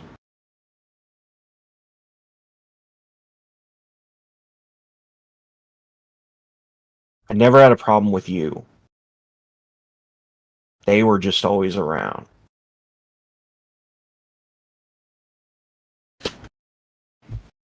Hey, so my internet just cut out that whole thing. I knew it. I had a feeling.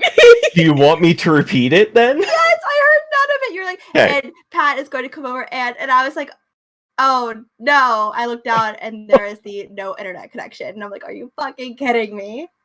Pat Please comes continue. over and says, "You hung around a bunch of assholes. I never had a problem with you." You always acted like you had a problem with me, even when I was being nice.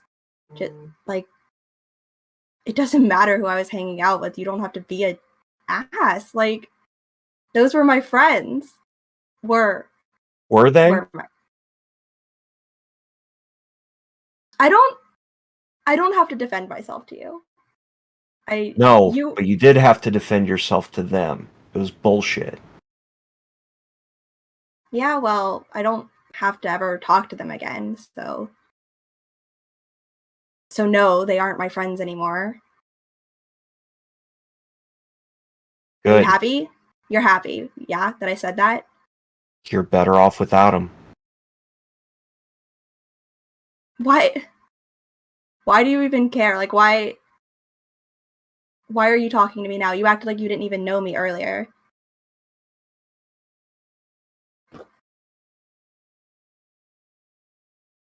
I just wanted to make sure that you didn't squeal on me.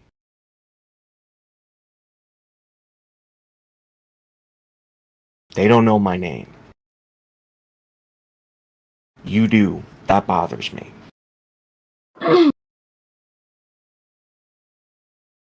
Why?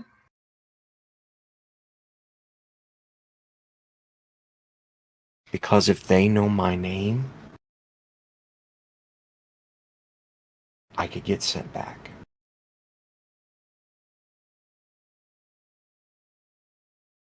Well, good news for you. I don't rat people out. And I know a lot of people are here because they don't want to be.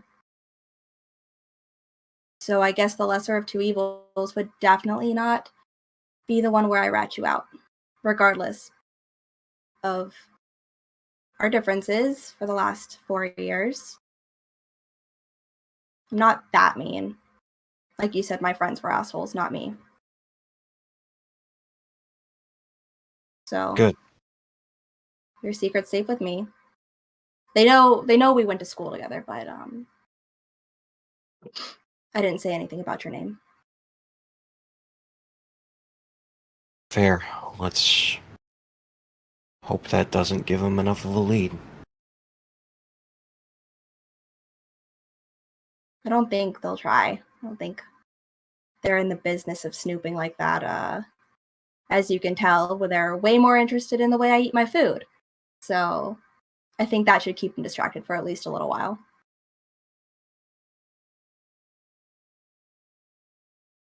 Even though we ran in different circles, I need you to know the reason that I knew your friends were assholes was because I knew you ate your food weird.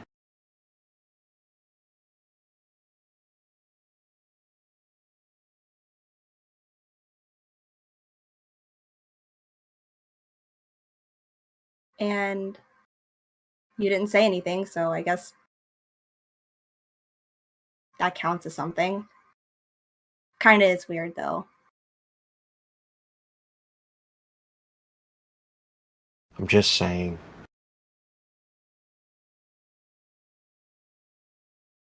I don't have a problem with you. We don't have to be friends. We don't have to like each other. But if we're going to be in the same space,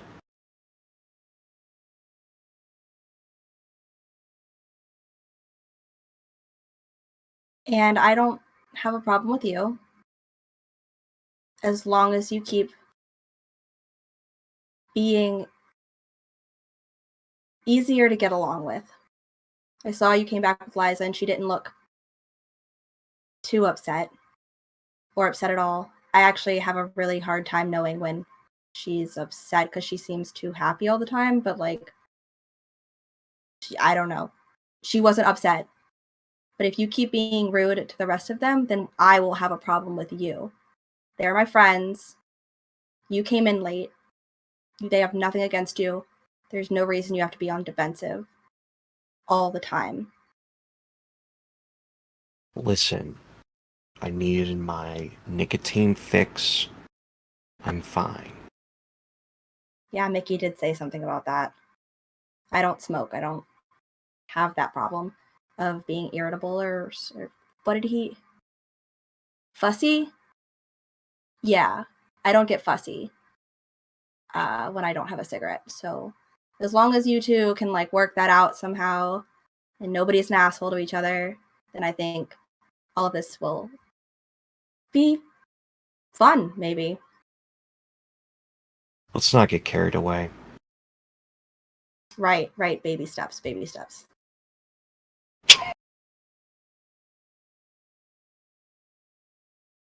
Pat will walk back to her bunk. Was Liza asleep for all of that?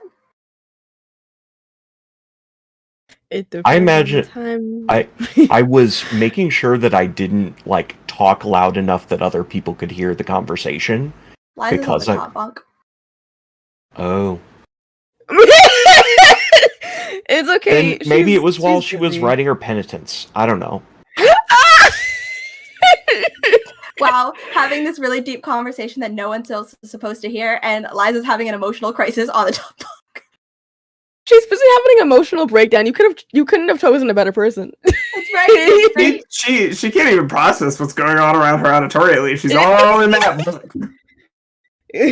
Love that for us. I'm having a moment with God right now.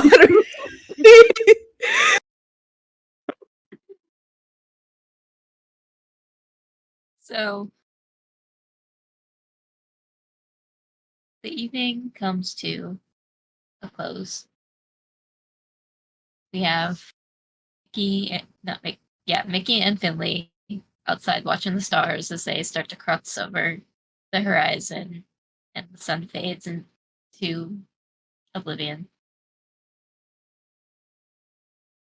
Eliza scribbling and praying.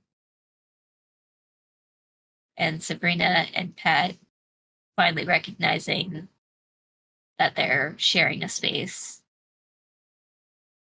And unveiling something that the others aren't quite privy to. I think that's going to be where we call it for the night. Are you ready? So, well... Alright, you're gonna hate me. We're gonna go in overlay order for the outros.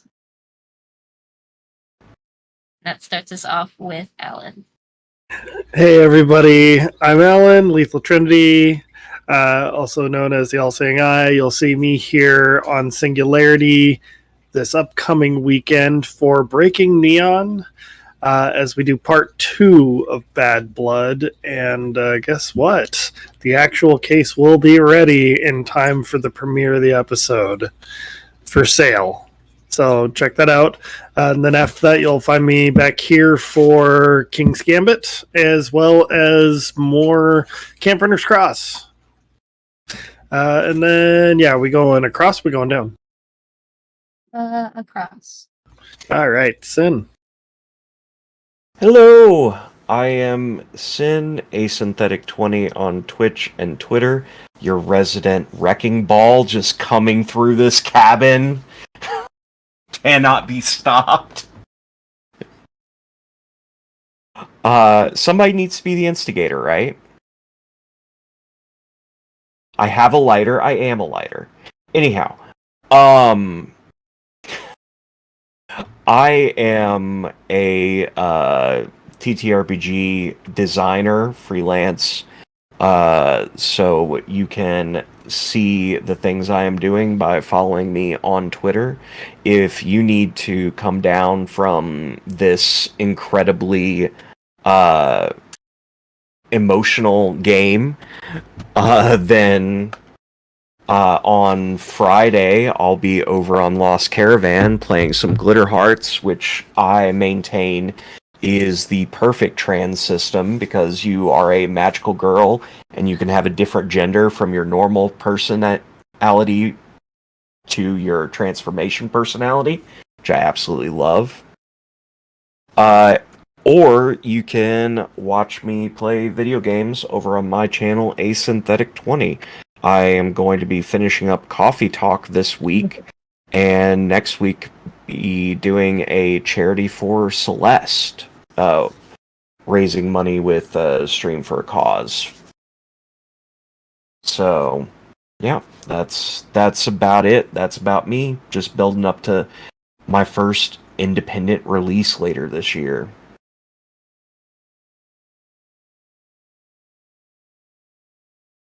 And I'll send it over to Vermin. Sorry, it took me a second to realize that was the end. Hi everybody, I'm Legendary Vermin. You can find me as Legendary Vermin on all the places on the internet that matter, which is of course itch, Twitch, kind of Twitter, YouTube, Tumblr, when I'm feeling saucy. I write TTRPGs. I have dumb thoughts. I collect all of the YouTube videos in one place. Come check out my work. You can catch me. The next game I am in will be on Juneteenth. I am running The World Within You, which is Neon Light's role plays, bass boosted, spray paint splattered take on Voidheart Symphony. If you like Jet Set Radio or Persona, come stop on by as we make our way towards attacking and dethroning God. Then on the 22nd, I will be back for Last Transmission, which is a horror game also over on Neon Lights. And then after this game comes and goes 2 more times on Wednesday the 28th, you can catch me in With the Will, which is Neon Lights Roleplays Animon story game, where I also play a reluctant gender person, but this time with a Digimon. Yeah, I think that's all I got. Next. I think it's you, Elsie. It is me. Okay, hi, I'm Elsie, Optimistics with 2 eyes at the end on all social media platforms. Besides all Tuesdays of this month, I am also on The Last Caravan on Wednesdays this month, where I play a awful corporate business bitch who I hate and I hope she dies and I never want to look at her again. Proceed with caution on that. It's a Locust game and it covers some very heavy topics. I will caution you with that, so be very mentally prepared if you go into that. And then after those 2 games, I am the 22nd. I'll be on The Lost Caravan again as Chaos Crew. We are playing Triangle Agency, not Triangle Shirt Factory. I want to say that every single time. And it's going to be great. I don't know what's going on. I haven't made a character. After that, again, 25th, I will be on Bar Rock Cafe for another Chaos Crew game. I think we just decided to do The Witch is Dead, which is an indie game I have never played before. Looks fun. And I get to play a woodling critter, ? Then King's Gambit with Alan. Yay. I can play my character that I don't have to think about what she does ever. She just does it. It's great. I hate her too. She gets shot 6 times. 6 times. It was awful. So many bullet holes. I don't know what I'm gonna do.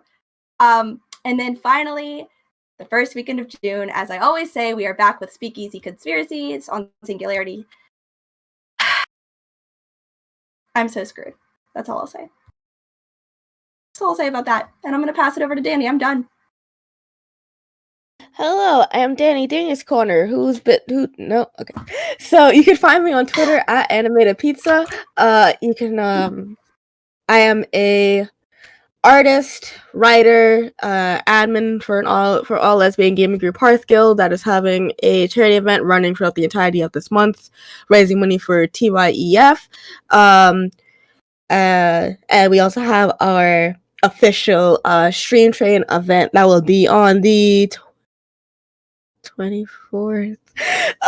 So if that's the correct date, you should check out the Twitter at Hearth Guild with an S to check that out. Besides that, you can find me on Vancouver by Night every Saturday night for a Vampire the Masquerade game that is where we're a bunch of vampires that have been stuck in a little tower together and we have to get to the top floor to kill a guy.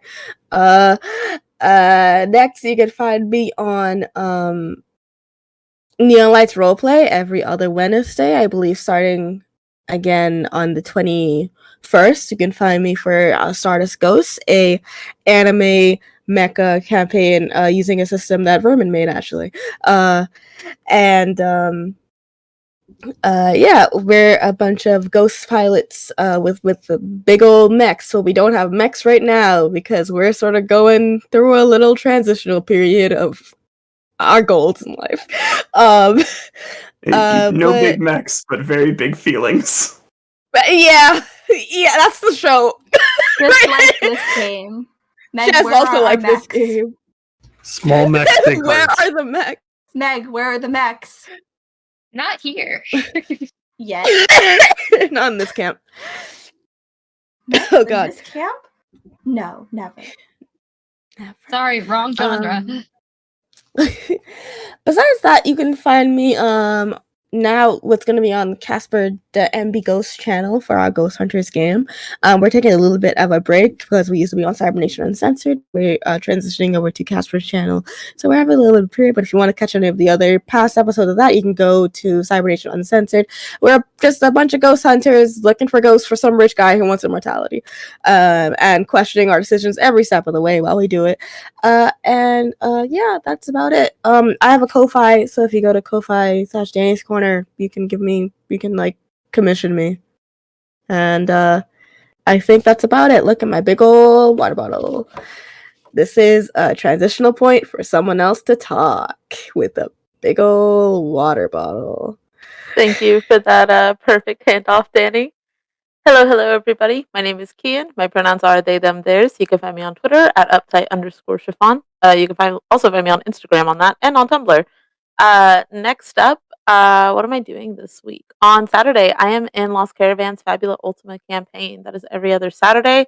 That is a very fun game. I have an eldritch horror kind of companion in that game, and I'm in love with her. So it's super casual, super chill. I will be recording with Apochromatic, Girl by Moonlight, which is really exciting. I'm not quite sure when it's airing, but we're recording on next Monday, so keep an eye out for that. I'll, of course, be here every Tuesday for as long as I can to play Finley. Next Thursday is the finale of our our Invisible Sun campaign over on Sorting Key. We have to go punch an angel. Super excited about it. It has not worked the last 2 times that we've tried, so 3rd time's the charm. And then early in July, you can find me on Lost Caravan for the finale of our Nova campaign, which is very near and dear to my heart. I have a lot of feelings about it. You can see me holler about it on Twitter. I have a couple of other projects coming up that I can't yet talk about, but keep an eye on Twitter. That is going to be where you can find that first, and that's me. I am the last man standing. Hello, everybody. I am Meg and/or Meg Mysteria. You can find me as such on Twitch, on Twitter, on Itch. I make games. I run people through games, and sometimes I'm a player in games. As far as where you can find me next, I'm filling most all of those positions. Tomorrow is our next installment of By His Shadow Piece. It's a Warhammer 40k game on. No, is it Wrath and Glory? I think it's Wrath and Glory. On Neon Knights Roleplay. I'll be there tomorrow. It's a political mystery solving game with Warhammer. I'm playing a psyker, so I don't care about anything. But after that, you'll find me again, of course, with the Breaking Neon crew, run by the lovely Ellen.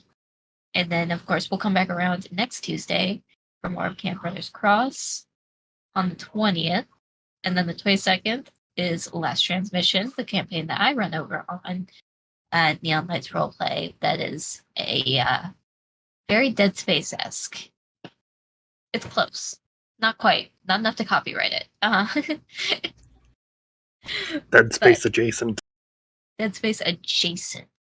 That's about where you can find me for the rest of this month. Now we have a couple of announcements regarding this. First and foremost, we hit our $100 goal, everybody. We went over that bitch. Thank you, everybody. So much for donating, and I have so many ways I can fuck with them once we actually turn dark.